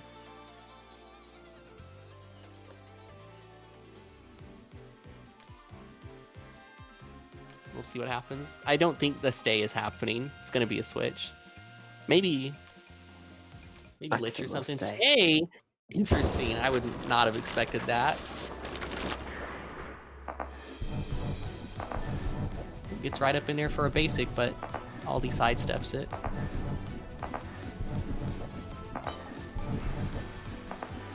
Does look like it could be the start of something for Aldy, but oh, what a movement by Axem actually to stay alive there. And to get a bit of pressure. Oh, a little bit too much movement. Gets caught by wide. You really just cannot move against Aldy. You have got to stay still. Axem and I have fairly low ping, so I imagine Axem's ping to Aldy is similar to mine. Kind of unfortunate for Aldy, he's just in a specific place in the world where he's going to get 300 ping matches like every single time. Yeah, it's not Aldy's fault, but that doesn't make it any less annoying. Yeah.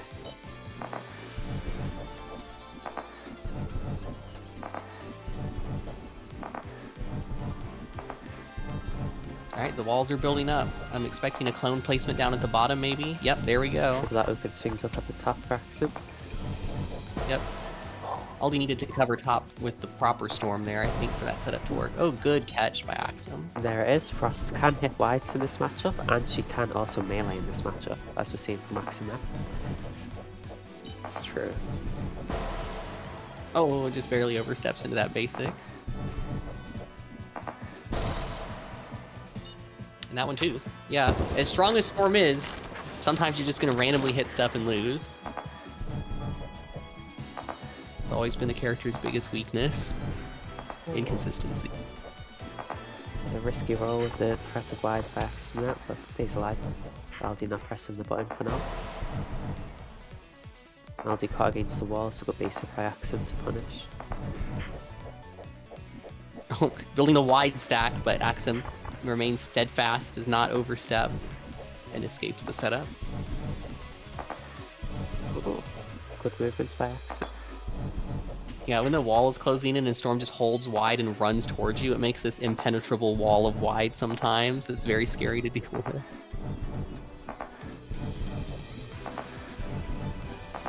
Alright, Aldy just sitting in the basic, spamming Storm basic. It's a good mid-charge to catch Axem. Oh! Ooh, what a roll! Axem somehow staying alive there.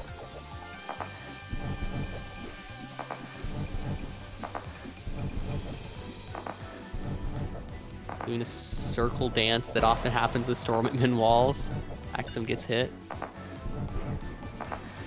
Ooh, the replace clone there I really like. Helps build up a nice solid wall here. And I'll be ready to Axem to live here. Oh my goodness. Wow, finds the gap. That's a fantastic roll. Yeah, people say that Storm wasn't nerfed in patch 5, but I think if the basics were bigger, that wouldn't have worked, so it matters.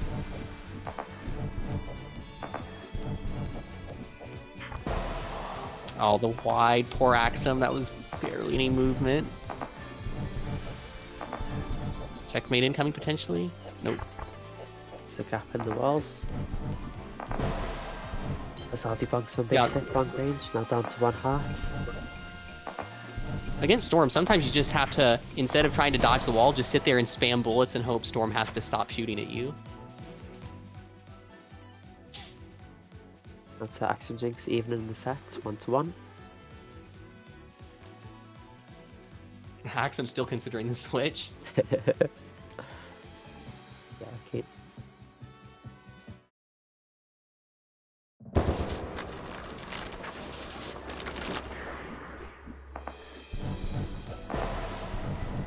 Again, Aldy against the wall, punished for being so.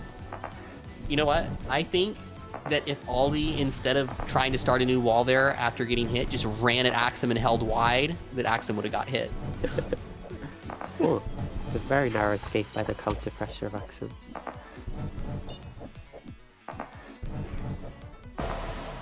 Oh no. Oh, Axem gets the hit. Very lucky, because that was looking like a checkmate. No, Oh no. The stun. This is why you don't press stun in this match. Oh, some illegal dodging on my screen there.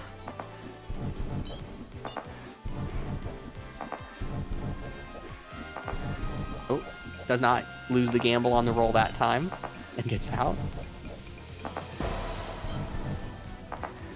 They're very tight wides. Never in the escape perfectly. Axem in a fairly bad place here, has to use the stun.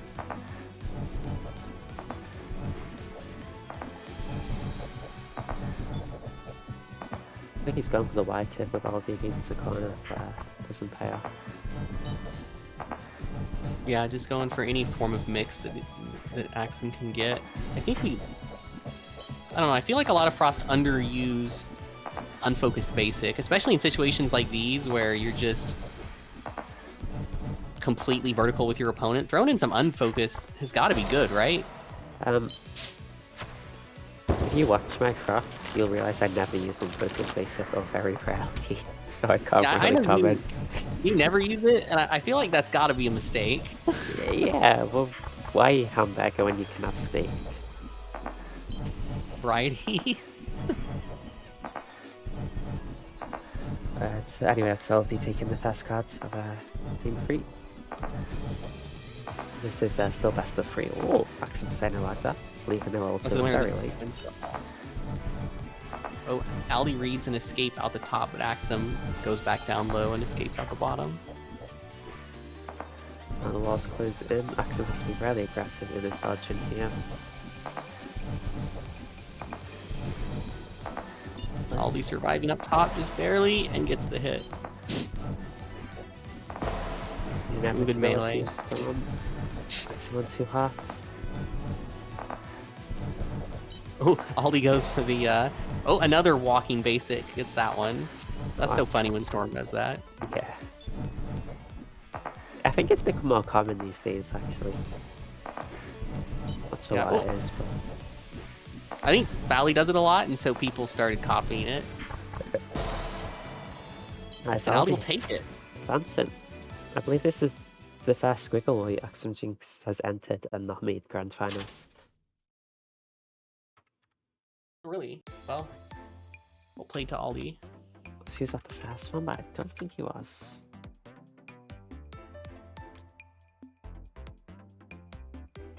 Yep.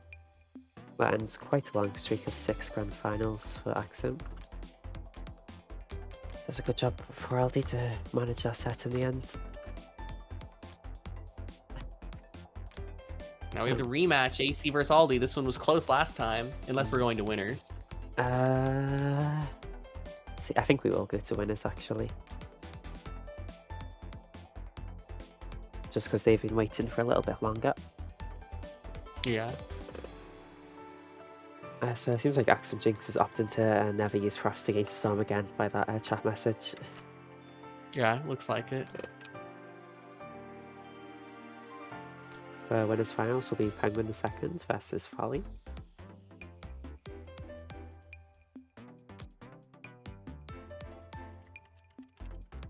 AxemJinx says that they've been gaslit, but I'm not sure. Who out here is saying that Frost is good against Storm? I'm not sure I've ever heard someone say that.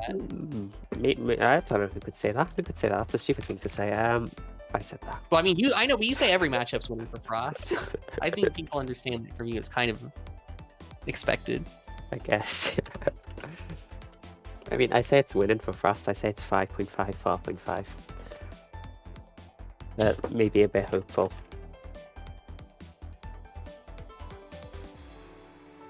Yeah, I mean, positivity is good in its own way, but so is realistic matchup number. Yeah, okay, my logic is the only Storm Beast I feel very bad against is QP, and QP could beat me with every character, so I've got no evidence. Yeah, sure. If you want to be positive, you're welcome to. I do feel like there's something for Frost. Maybe I shouldn't say Frost wins because it's based on things I don't know is true. Like, it's things I think could be true rather than is true. But I guess I just need to play more of the matchup admin wars because I don't really play admin wars. So I guess it all goes down to that in the end. Anyway, that doesn't matter so much anymore as we're going on to Penguin Fally. Is Fally going for the Frost run this time? Well, this is gonna be tough for Penguin. I think a Frost played ideally versus Hood is one of the hardest fights this game has. Okay, but Penguin is so good at anti-Frost play. He is like a Frost player's nightmare. But he just presses basic so much and it's so hard to approach. Yeah, I have seen Penguin play this matchup very well. See what Fally has to say about it. The thing is, I feel like you can play this matchup 2 ways as Frost. You can either just go in and spam wide and stun, or you can just play like Javaro and play against the character with arguably the fakest offense with double defensive moves. That's pretty good too. Oh, I say that. Fally? He's alive. It might be Sun, but... Ooh, that sidestep. What is Fally doing? Is he just trying to stall the walls out or what? I don't know. Yeah, this is odd. I think they're in VC, so they're probably joking. Oh, Penguin. Unfortunately gets hit there. Fally dead zoning all the kunais. Lol. Oh, has to use stun after that air wall. Kind of a bad wall.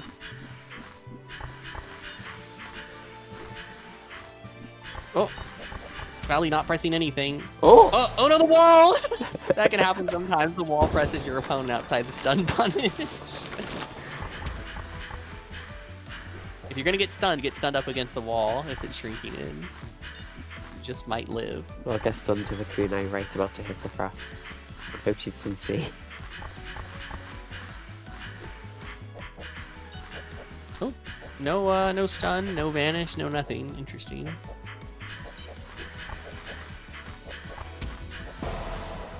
Ooh, good catch by Penguin.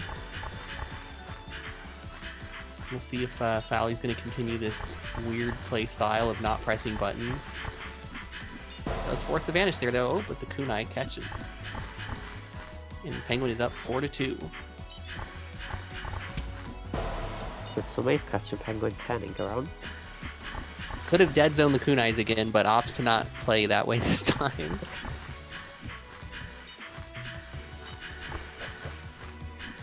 Thrown by Fally, not by no hits. Good basic. Fucking sat well. Not many places to dodge.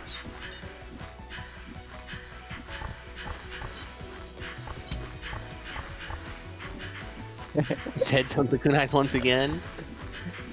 Good recognition that the first one was on focus as well, so he had good time to do that. Oh, Oh. Is that just me? Or is it lagging? I also had that. Okay. We're back into it.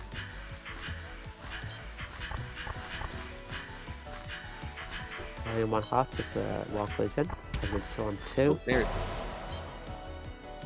My 1 heart's a piece after that stun.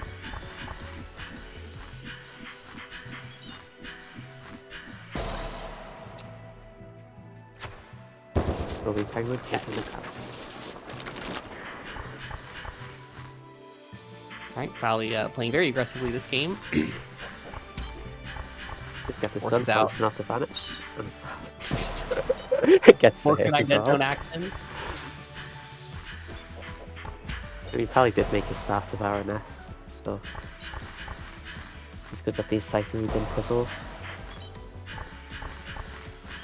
I feel like Fally is playing this way more risky than you need to. They're like, it kind of reminds me of Javaro, where he'll just stick himself in hard to dodge situations you really don't need to be in, you know?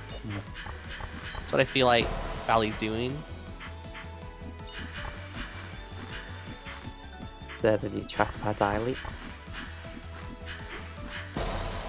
Oh, and Penguin will take it. 1.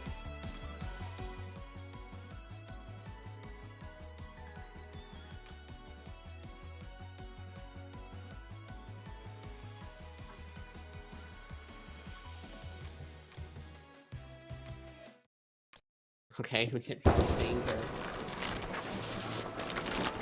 For the honor of the kingdom. We'll execute this thief. I believe Sarah's Right a total thief. I feel like she is. Surely. Is she not? I'll be honest, I still haven't played the story mode. I mean, I guess every adventurer is a thief because they're trying to steal the stone. Is stealing from monsters really stealing, though? Are they monsters? They're very clearly conscious beings. They're like... I don't know. I mean, and they're not exactly evil. Like, they're just defending their home place, and they're actually kind of nice about it as well. Yeah, I haven't played the story, so maybe the adventurers are the real villains. I mean, I think they, like, definitely are, just, like, by the first interactions, even.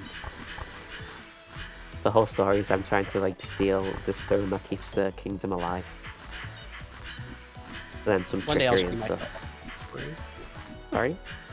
I said one day I'll stream myself playing the story. That'll be fun. It might be the most hours someone has played of the game without finishing story. It's got to be up there, right? Yeah. There's a Alright, chance walls someone are like closing in. Minkle Arcade hasn't. I don't know. Yeah, I'd They're all imagine lobby it hosts. probably would have. What is Fally doing? This is such a meme strategy of just not doing buttons. Still waiting for 5 Penguin hours. has been on top of reacting to these stuns with Vanish, though. I don't think Penguin has missed one where Vanish was up. You're dodging by Fally. If you told me this was Javaro playing, I'd probably believe you. This looks like Javaro play style. Well, so he's going in for these wides, so I guess Javaro does sometimes. Let's Fally even things out. One game, either side.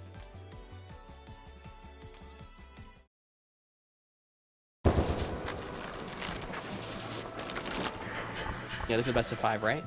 This is, yeah. We're to winners finals now.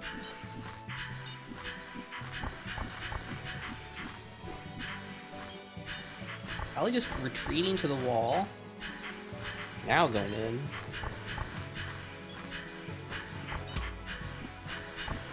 I wonder if that was a defensive stun or reading a move in. Could have been either. And speaking of Javaro, I don't know how many times I've seen Javaro accidentally land a defensive stun and then decide just not to punish. The classic Javaro.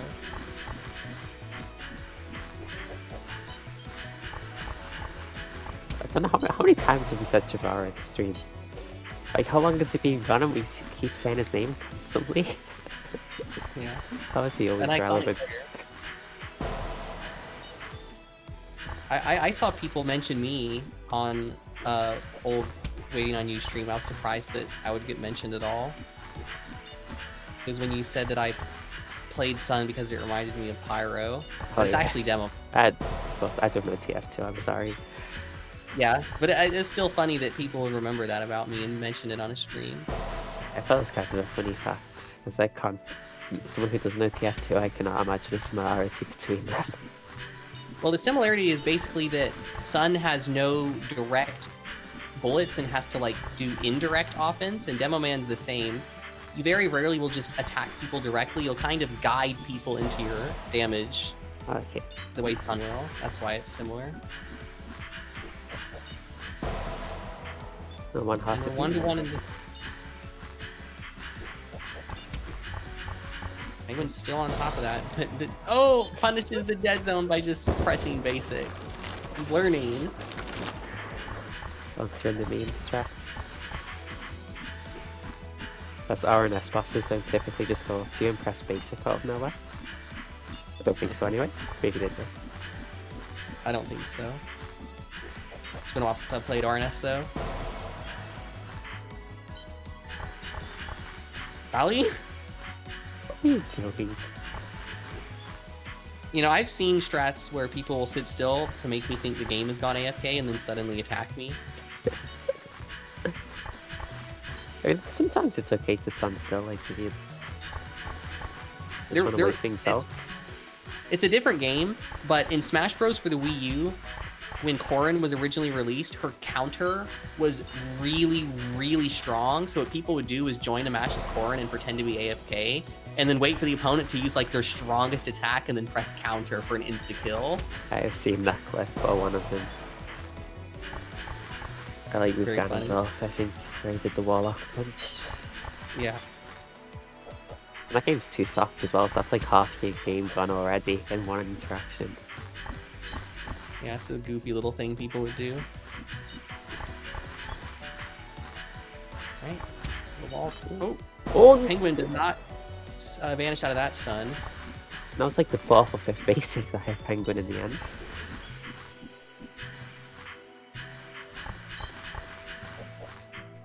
It's not up to stun. Oh, wide catches though. Okay, I think Penguin's figured out how to beat the do nothing dead zone strat, so Fally adapted there. Oh, very close. Fally takes the card. Is this still game 2?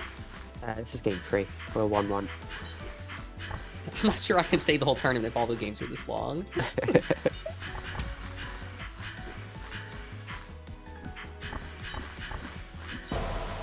Oh. Lots of melee dead zoning from both sides there ends up in a hit for Fally.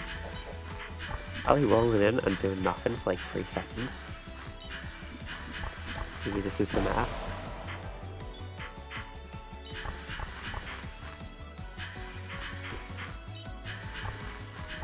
Still doing nothing. All right, forces vanish. Dead zones Whoa. work.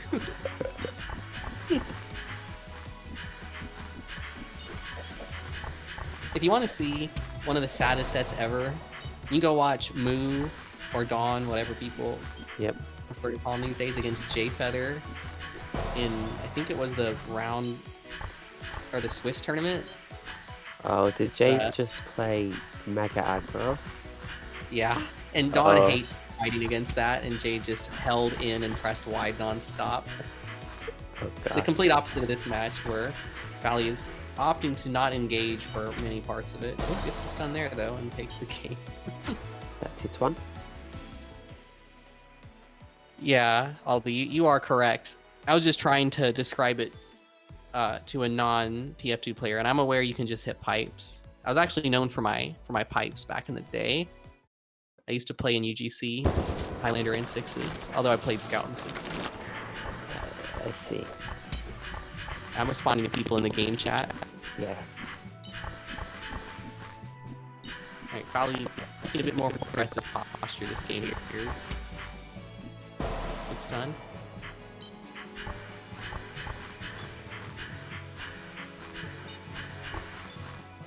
Oh, you know, we've actually had TF2 Nice in the M&S Discord before. Me, Seaweed, Weird Dead, Doodles would all play. It was fun.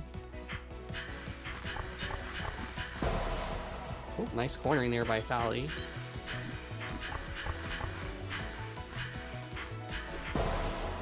No. That was like an in-place roll. It's like a spot dodge. Yeah. He rolls like just tiny amount. You know something that's fast I love? Focus Basic 1, Focus Basic 2, roll in place, Focus Basic 3. Is it like a movement bait? Yeah. It's just, if you get... Because people don't expect to Focus Basic 3 because you stand still, so they almost don't realise the roll combo's coming at them. And you just hit them with the like 2-second delayed Focus Basic 3. Yeah, I do think your roll Focus Basic 3s are pretty good. I remember when you first started doing that, I was very surprised at how effective it was. I think I spam that more than like any other frost. Oh yeah, I would agree. You use it a lot. Stun maybe here in a second. Oh, Penguin manages to get out.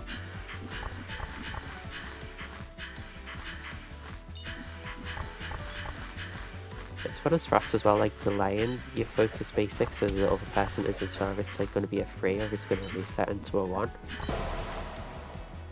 Yeah, I've never really considered that aspect of Frost, but I suppose you could mix people up that way.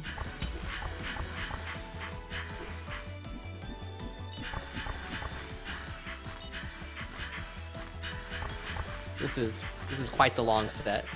Yep. Good movement by Fally to avoid this crew now as the loss close in.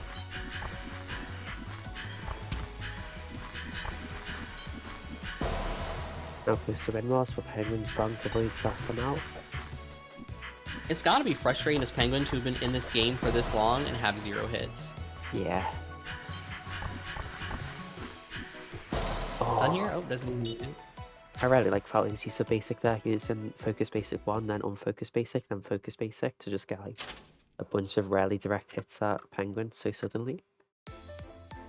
What was the pattern again? Focus, unfocus, focus? Yeah, I believe so. Or just cycling to the unfocus one.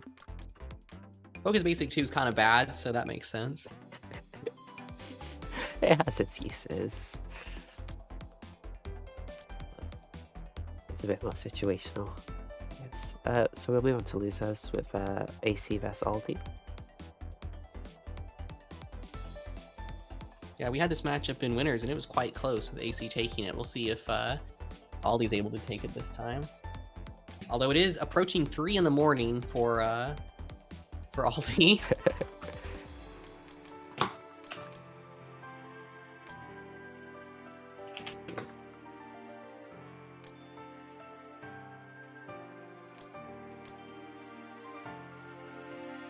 So I need to take away 6 hours from my time zone and then, well, technically add 6 hours, I guess. Yeah, because I'm -6. You're probably 0. I imagine most of I Britain think is I'm 0. +1 for now, or -1. I'm something 1. How could that be? Or I mean, unless it's daylight savings time, because Yeah. Greenwich Mean Time is literally based on Britain. Yeah, So you should be the 0 time zone. we're currently in British summertime. Which is a beautiful name Okay, for a so time you're zone, by the way. it's what? A beautiful name for a time zone, British summertime. Oh yeah. I feel like daylight saving times doesn't really need to exist anymore. Maybe one day we'll get to the paperwork on that. I like it. Gives more I time in guess the maybe if day. you live somewhere where it's cold, it's more reasonable. But telling a Texan that we should get more sunlight during the day is kind of laughable. I see. It's so hot. We don't need more sun. It's interesting AC actually decided to switch character from the last match. Please, actually. Yeah, AC did win. Opting for the Lich here. Still be a good experiment, though, to know if I should go Lich against Aldy if we ever fight. I doubt it, though. I'll checkmate that. And this match will also be best of 5, I should say. I was watching some old Game Freak vs. QB videos yesterday, and the Game Freak plays this matchup crazy aggressive. I'm not sure you can do that against the 300 ping wides, so. There's so many Game Freak QP videos to watch. Must be about 20. Unfortunately got caught greeting for Flower there. The butterflies are very synced up right now. Oh, So Aldy can just go back and forth. AC alive just in time to find that gap. I think in this matchup you want a good bit of desync to force Storm to move around more and not be able to just go back and forth charging full charge basics. That's a really fortunate flower by AC there. Seems like he put it in a bad spot to delete the basics, but still ended up getting a hit. Alright, big Flower here though, gets a lot of screen control. Just needs to get some more butterflies down. AC's very good at dodging, but I think the weakness that their Lich has always had is suboptimal butterfly placement. It's better than normal this game though, I think. So that's Aldy taking game 1.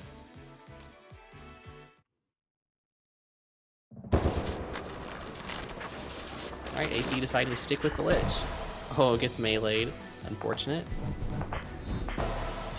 And meleeed again. Aldy just standing steadfast. I think that you could potentially have done Flower Dash Basic there as AC, but opted not to Basic. And somehow the game is even. And quite quickly, yeah. Oh no, backs up into the wide. Such a small movement, but it is Get out of there. Oh, This is a horrible position for AC. Has to get out of there now. what movement? What movement? And he's rewarded with the hit with now 1 heart apiece. I do like fighting against Storm, but opportunities to force you to move well. Yeah, Storm really does force you to have good movement. That's the part Timing of it. and precision. I'd say Lich as It's well. like playing... Sorry. I was just gonna say Storm is very stop and go, where you stop when wide's up and you move when basics going up. Yeah. I think Lich can also make you move well, but it's sort of like your choice. Like if you want to move through the wides, or if you want to move really tightly. You need to get rewarded if you do, so it's also fun fighting Lich from that view. But as I'm speaking, Aldy's being brought down to 1 heart to AC's 4. Something I used to say a lot when I would host beginner tournaments is that at the beginner level, you should spam Lich Wide because it's basically another flower, because no one will ever go through it. True.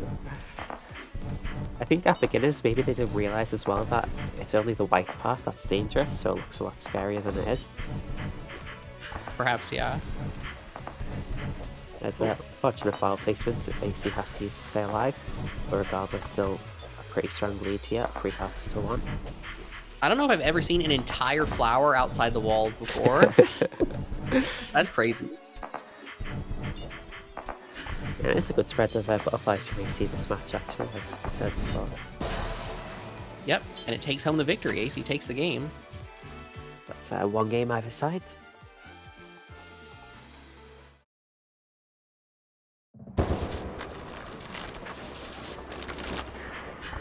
Yeah, the difference on Lich when you have good versus bad butterflies is crazy. Your offense becomes so much scarier if you have good butterflies. Oh no, greeting for flower. Yeah, and then offense does translate into defense just by making it harder for the opponent to set up. So very true, yeah. Like if AC's plan is just to stay alive, then they'll put in some thought into offense can help that. I'm not sure I agree with replacing that clone down there. Just give AC a free pass out. Oh. Didn't quite have a path out there. Yeah, tried very hard though. Gotta release that. Oh no. Flower deck can do a basic. AC one heart to Aldy's 2. It's a pretty strong clone placement here. We're trying to basic 2 pass, giving AC an easy path out actually. And up there, has to burn flower. I think there's gonna be a gap, not quite. If it was, I think AC needed to sit at the top or the bottom of the screen for a minute to redirect some clone basics to open a gap, I think. Spent too long in the middle. So now AC stands in the clone's path of charge basic.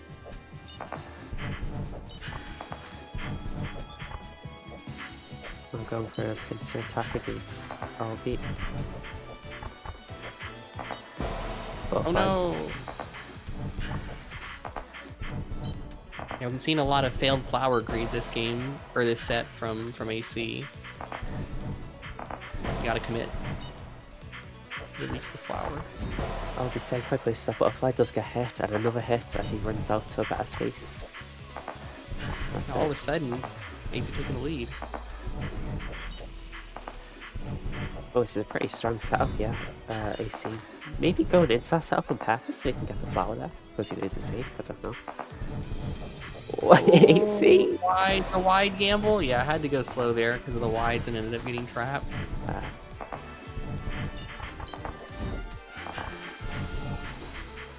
Do you know the gif of Game Freak vs QP people use? Where Game Freak's just inside basic? No, I don't think I've seen this gif. Okay. Well, that was my perspective of the match anyway. Just happened. Oh no. I think if there's ever an opportunity, AC could take a little bit more time to charge up a big wide, because just having wide over near Aldy will make what Aldy does a bit harder. So right now Aldy's got no wide over there. Oh. There's no escape there whatsoever. Gives Aldy a strong lead for hearts to 2. Yep, nice. Now has a bit of setup on Aldy's side of the map. This is, I think, how you have to beat Storm. You have to get some clutter on Storm's side of the map, yeah. Makes it harder. AC was in a really risky spot there as he landed the hit.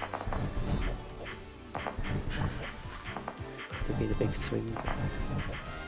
Oh, is there any space? No. V6.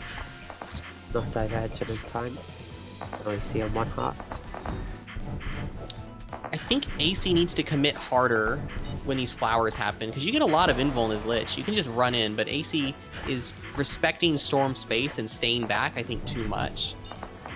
Because you got to get in there and just put stuff in your Storm to make the walls harder to make. I wonder if their wide has anything to do with that. Ooh, misjudged the angles on those. The hole was closing, not opening. Oh, AC now realising it's best of 5 at first.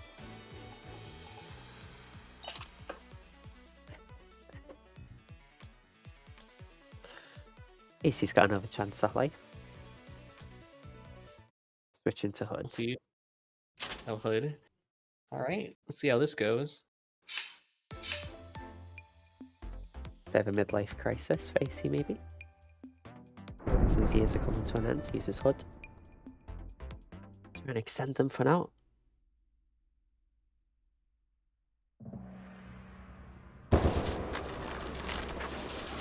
Because this is the matchup he won earlier, I believe. No, I think AC won his worm. Oh, did he? Before. Oh, right, yeah, of course. It was me that AC went hood against.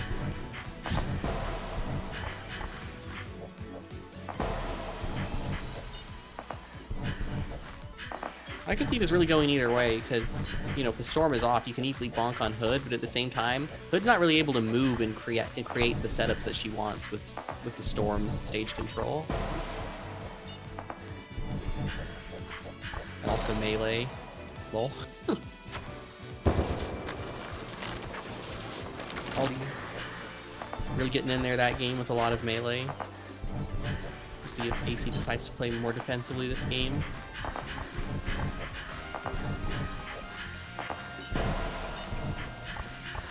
Catch is there with the basic kunai sandwich.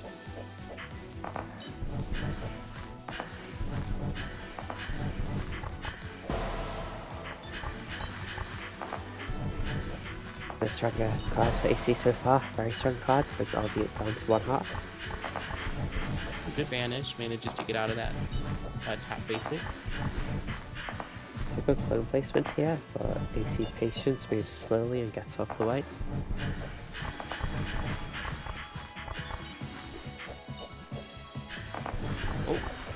Oh, good reaction. Did not get melee. Yeah. Uh-oh, it gets meleeed anyway. Sometimes it's good you can get meleeed just coming out of your defensive special if you're not careful. Oh. You know, in older patches, yep, Hood would get a slow debuff coming out of Vanish, and you had to kunai at the end to cancel the speed debuff. Wow.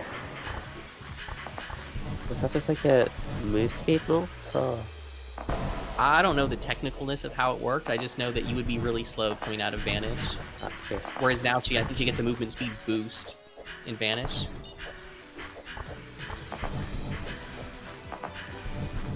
At first I thought you meant like a literal, like an Arcanist debuff. Oh, not a debuff. It's like some kind of move slow. As if you were, you know, pressing a button as an other character. Yeah.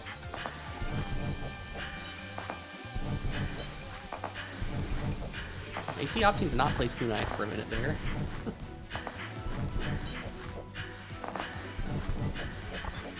Oh, there's a gap here. Oh, but AC decides to use Vanish. I imagine quite scared wide. Not sure that Vanish was necessary. It was very close.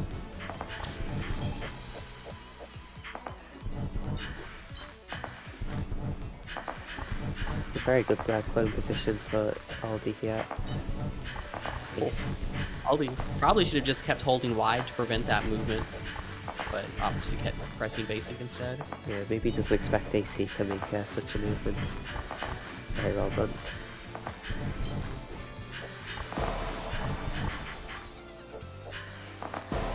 Oh, the sandwich melee. That can be hard to deal with. Such a good reaction from AC to stay alive. 1 heart to Aldy's 2, but it's not enough as Aldy will be advancing, winning the set 3-1. And I think that's Penguin waiting in the next round, right? That's right. Yeah.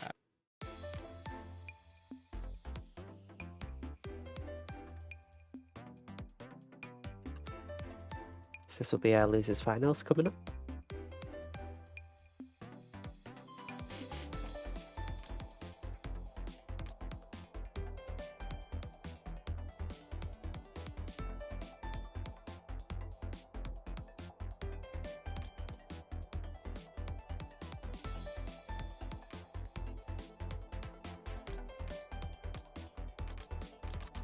And they're on the mat.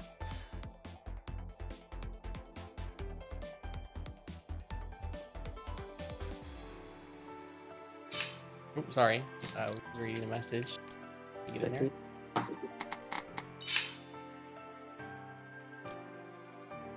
Alright, we got Penguin versus Aldy. We just saw Aldy take down 1 game versus a Hood. Let's see how they do against a dedicated Hood player. At 3:10 in the morning. Hey, why am I being blamed in the chat? What have I done? I don't know. Very strange.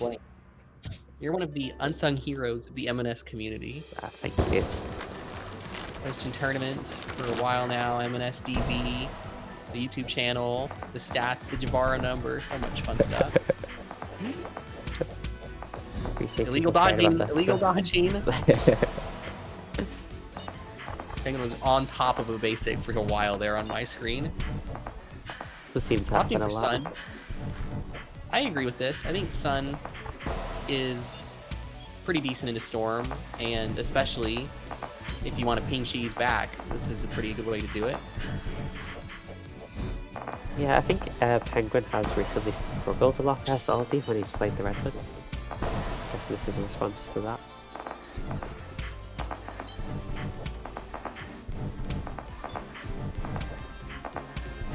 But this is a pretty bad setup if these basics will dog edge.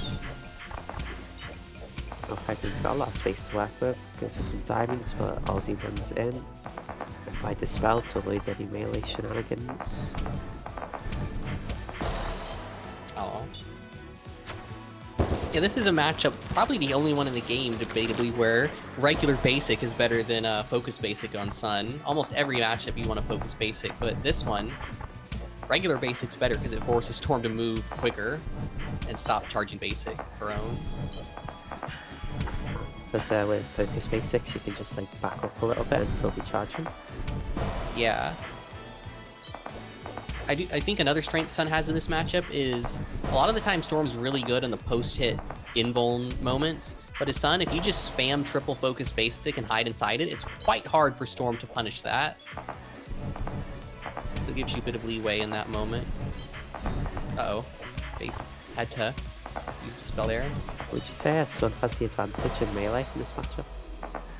No, I would not. Okay. You still have infinite not having hitboxes problem, where everything takes a million years to spawn. If Storm just commits on top of you with the basic and you commit back, you lose, because Storm's hitbox spawns first.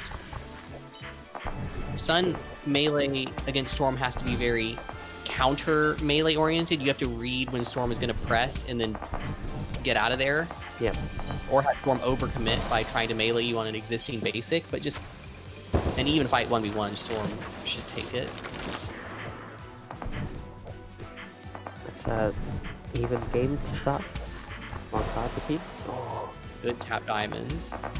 It looked like there was going to be a gap that opens up regardless, but still a pretty crucial hit for Penguin. Very good partially charged basics from Aldy closing off the gap before Penguin was ready to get out of there. He's got a keep with one of those in this tournament so far. Yeah. Those uncharged basics also checkmated, but I think if Penguin committed hard to the right instead of going back left, that wouldn't have been a hit. That's a really great run in from Aldy, realizing that Penguin just had like no space there.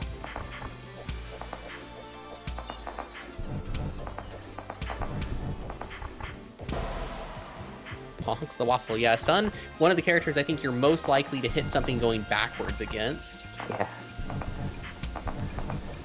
So just all the waffle clutter. And Aldy takes the game. It's an S. Committing to the Sun. Not going for the flip.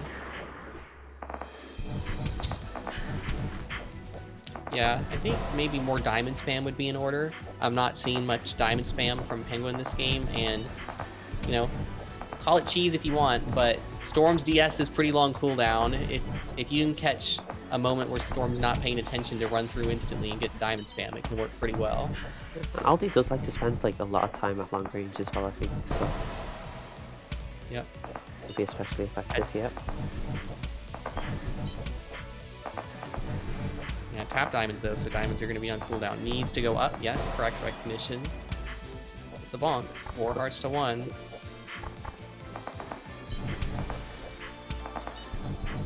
Putting under pressure here against Aldy. That's a wide run in, catching Penguin. One of many to come, Aldy will have. Forces the DS. And gets the hit, nice. Yeah, but the thing is, once you force DS, you need to diamond again at your earliest convenience. So you need to make sure you're getting it with the DS down. Ooh, Aldy makes it out of there. That was really close. Yeah, it's often good to have a few waffles down first, so running through the diamonds is a little trickier. Like that, yeah. Storm is so fast, so you know she does have the space. Just run right in.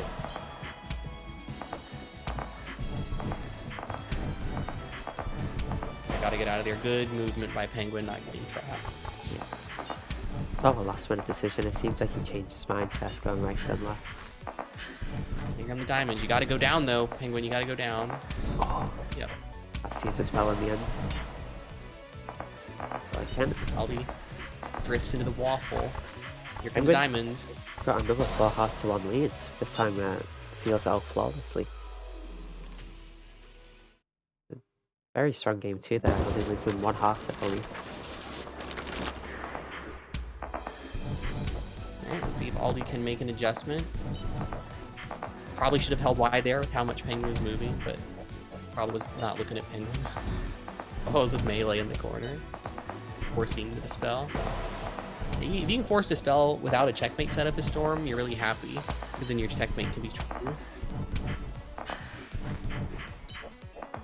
Aldy responds into diamond spam with flash step. Yes, forced. Needs to spam diamonds soon or flash step. The tap diamonds there is going to mean flash step is back up for the next diamond round. And this time, Aldy just runs in. There's not enough waffles on the screen to prevent it. DS is traded.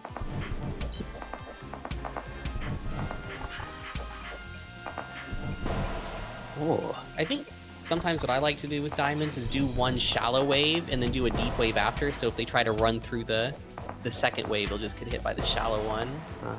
That you only really do that if the opponent's really far away, but Aldy's playing far enough away that I think that's pretty doable. oh, it's a good setup from Aldy, and it will be checkmate fast enough with this spell.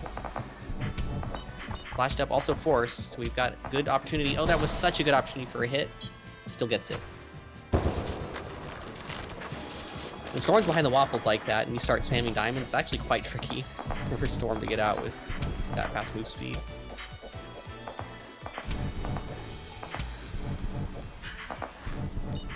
This diamond spam supported by waffles but interrupted by a tap basic. Oh, yep, see, that's what happens if you try to go in and melee. You just get charged on. This time Penguin comes out on top. This time Aldy comes on top. There's the Storm wide. There's the sun wide though. This match, both characters ping cheesing each other. The Penguin started with the waffles, then going for the diamond spam. Penguin kind of committed backwards for no reason there. Probably could have gone forward. Gets hit by wide.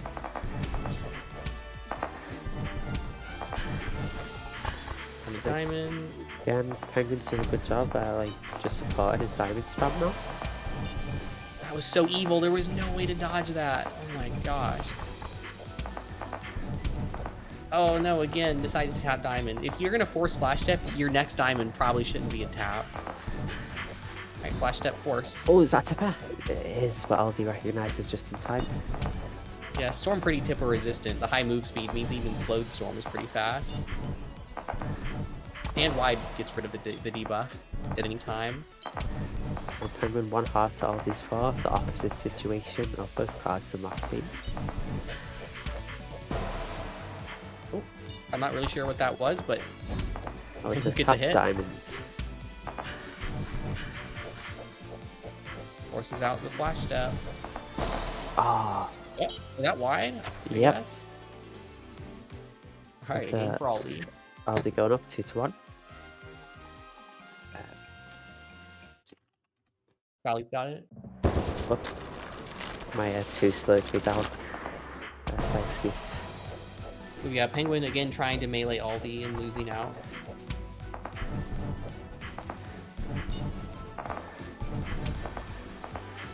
Who's a high ping? I'm guessing the aggressor's kind of advantage than melee usually. That's what I assume. Yeah, I think that's correct. I mean, it depends on what matchup it is. I think if you're trying to, like, run at, say, like, Frost as Worm, You want it to be lower ping so you can like reliably wiggle your way through Frost Focus Basic. So there are situations where that isn't true, but I think in general, yeah, high ping favors the aggressor. Oh, tap basic checkmate. Once again. This time a serious checkmate with no dispel available brings Penguin down to 1 heart. Aldy still on 3. I think Penguin is not repositioning aggressively enough. Against a Storm that is willing to hard commit to walling, I think you need to reposition rather aggressively to be in between Clone and Storm. There's a really good avoidance of melee. Like, what was that? I don't know. Probably wide. Usually that's what it is. I don't know. Yeah, Penguin looked completely safe on my screen, so... Same for me. Uh-oh. Gonna have to dispel, yeah. Get out of there. Before you get double checkmated. There's wide. Another wide. Penguin almost catches the melee with tap waffles, but Aldy escapes. Ooh, double hits. Oh. Aldy on 1 heart, Penguin with a chance to stay alive here. Narrowly finding the gap between these basics. Nice, nice. Aldy can't close Pressure. out just yet. Yeah, that was one of those moments where Storm doesn't have flash step and is behind all the waffles. Very good moment for you to go into Sun. Oh, a little too much movement there from Penguin though. Flash step forced. Hell force. Gotta get out of that gap. Oh, too much movement though again. It's so rough.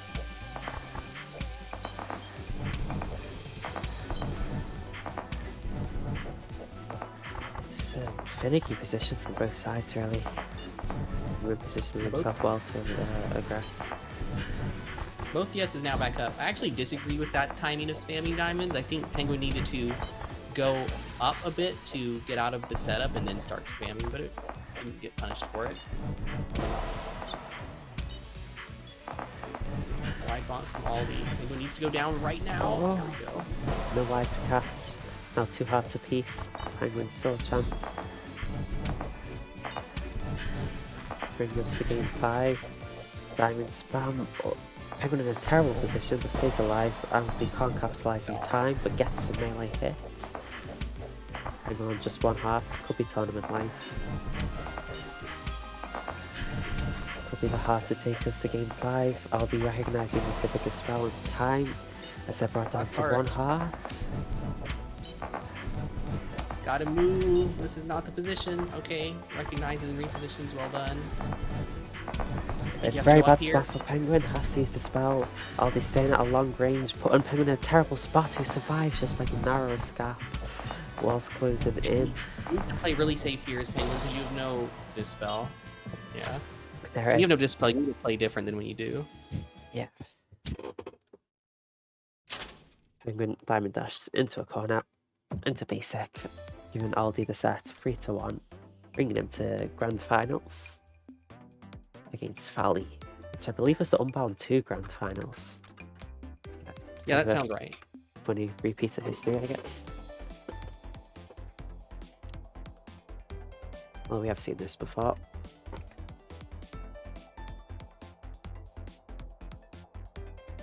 I remember Unbound 2 was really surprising that Aldy went so far.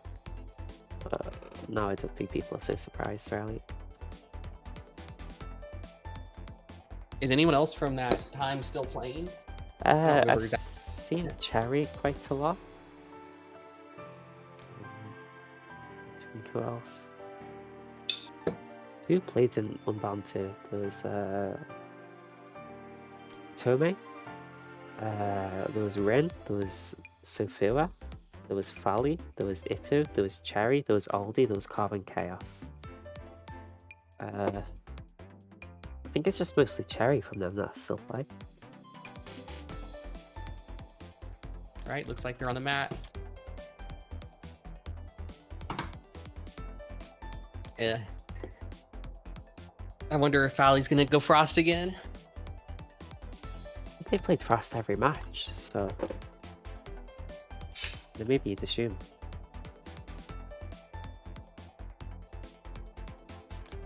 So I'll hit them with arm ready.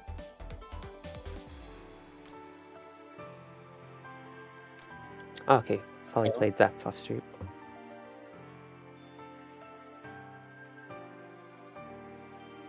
I'm so hungry. Let's get this grand finals on the road.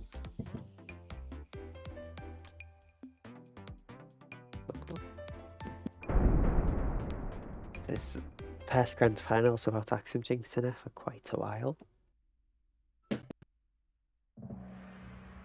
Oh, Fally's going to the main, going to the Arcanist. Yeah, probably enjoys debuffing Storm Beast. There's there it is. Oh, it's fake. What? That one was fake? That one looks so dead center. Oh. Fally juking the clone charge basic at like really high ping. Alright, at least one of those must be real, right? Yep, gets the real para. At least I actually think Arc loses this matchup just barely. I think it's like 55-45 Storm.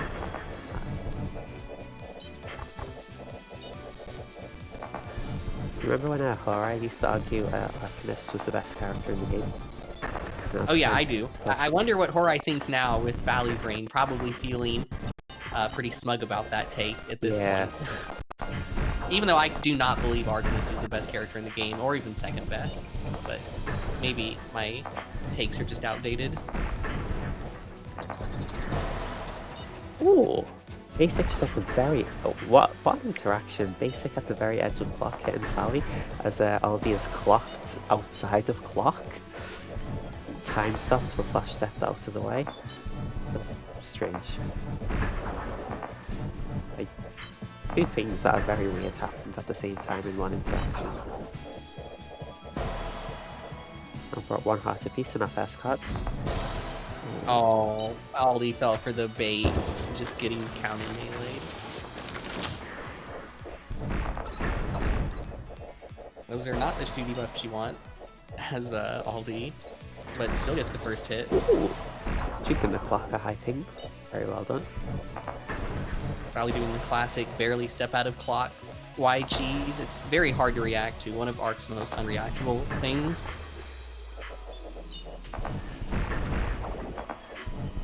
See if we see any debuff cycling here potentially. Not at the moment. Okay.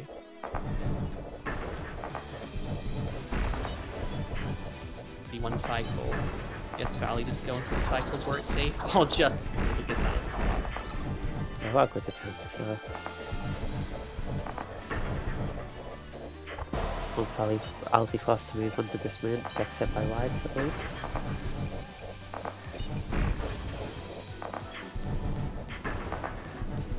Like, Toxic, not the most amazing debuff, but it's certainly better than nothing. So Fally taking game one.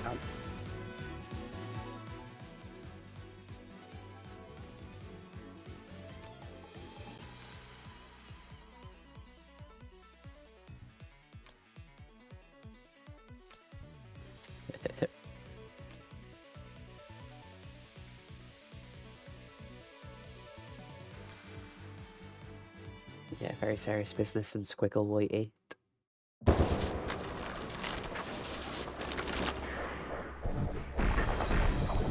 round star paralyzed, that's very real.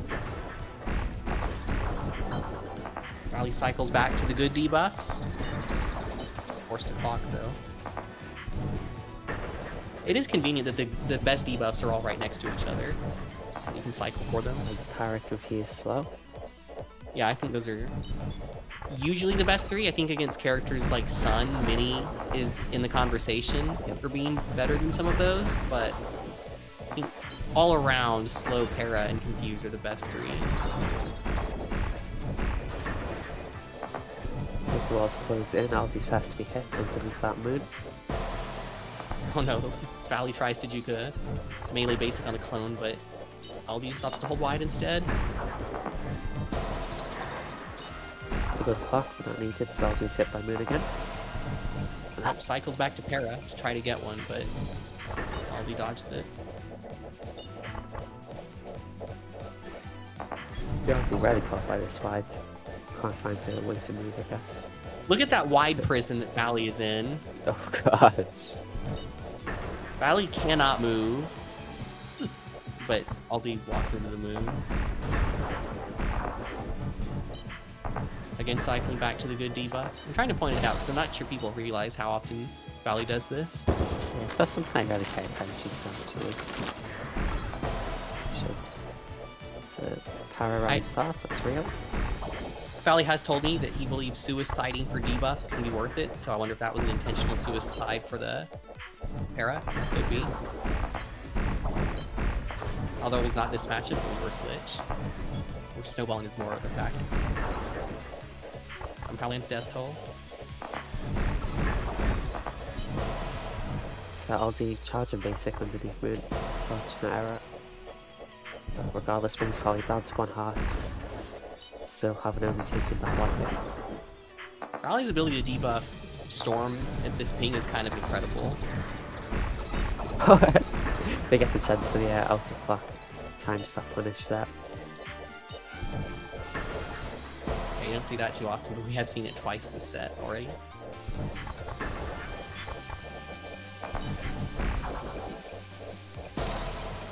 Oh, I guess spawns a wide there, and Fally takes the game. It's game 2.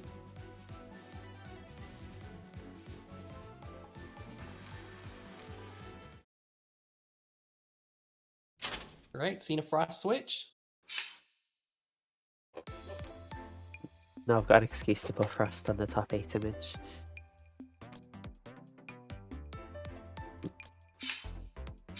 Never mind. Well, Fally, I guess Fally's agreed.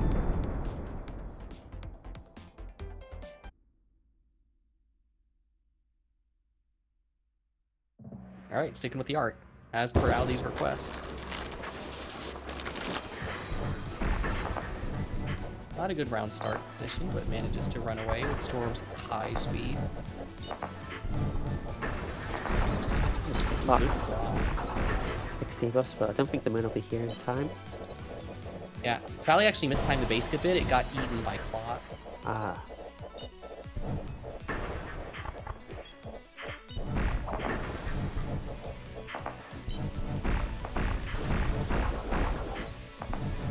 Debuffs up on range don't like. Says it Uses huge. Oh no. Doesn't quite position correctly there and gets hit. Cycles back to the good debuffs again.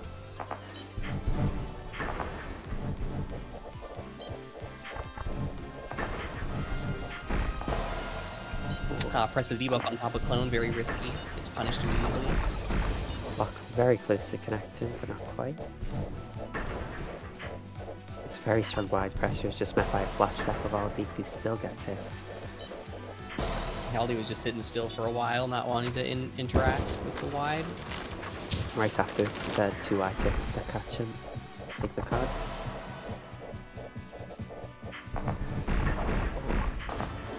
Very narrow escape of the basic by Aldy.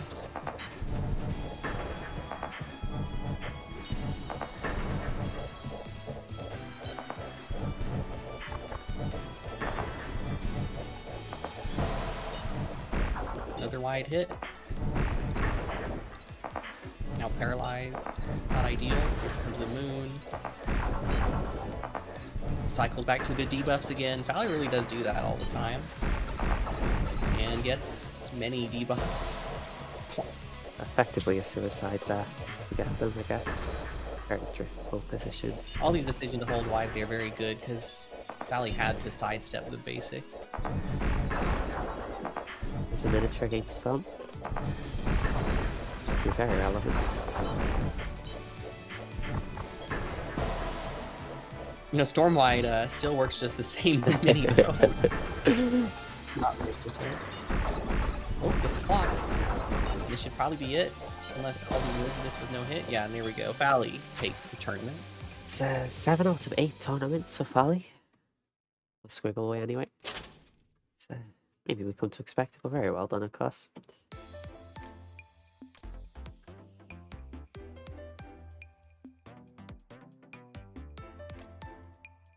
The bracket is final now, so I'll show you all that. I think we'll skip the results this time, actually, if people don't mind.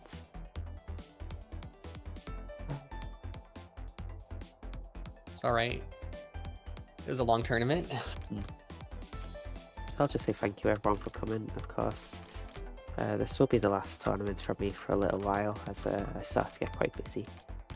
But I'm really glad that the experiments with Squiggle Boy worked. That people have enjoyed the new series up until now. I hope. Yeah, thank you so much for hosting Moth Fan. They've been fun, the ones that I've got to play in. Thanks so much for joining and commentating as well. It's been very handy. I hope we can go on for quite a few years like ATM did. With a bit of a legacy. Maybe we'll make it to 100, that'll be fun. Maybe Moonlit Maidens will beat us there though, who knows. Yeah, if we get to 100 Squiggle Boys, that'd be quite impressive. We can do it. We're 8% of the way there. That's so low. Yeah, but anyway, I think I'll end the stream soon. Thanks everyone again. I'll be back around Christmas time, I guess. If anyone does want to like start hosting their own tournaments, I'm glad to help out with getting that set up. But if not, hope you all have fun in the next few months and whatnot. Get by. Looking forward to being back. So thank you. And goodbye. Bye.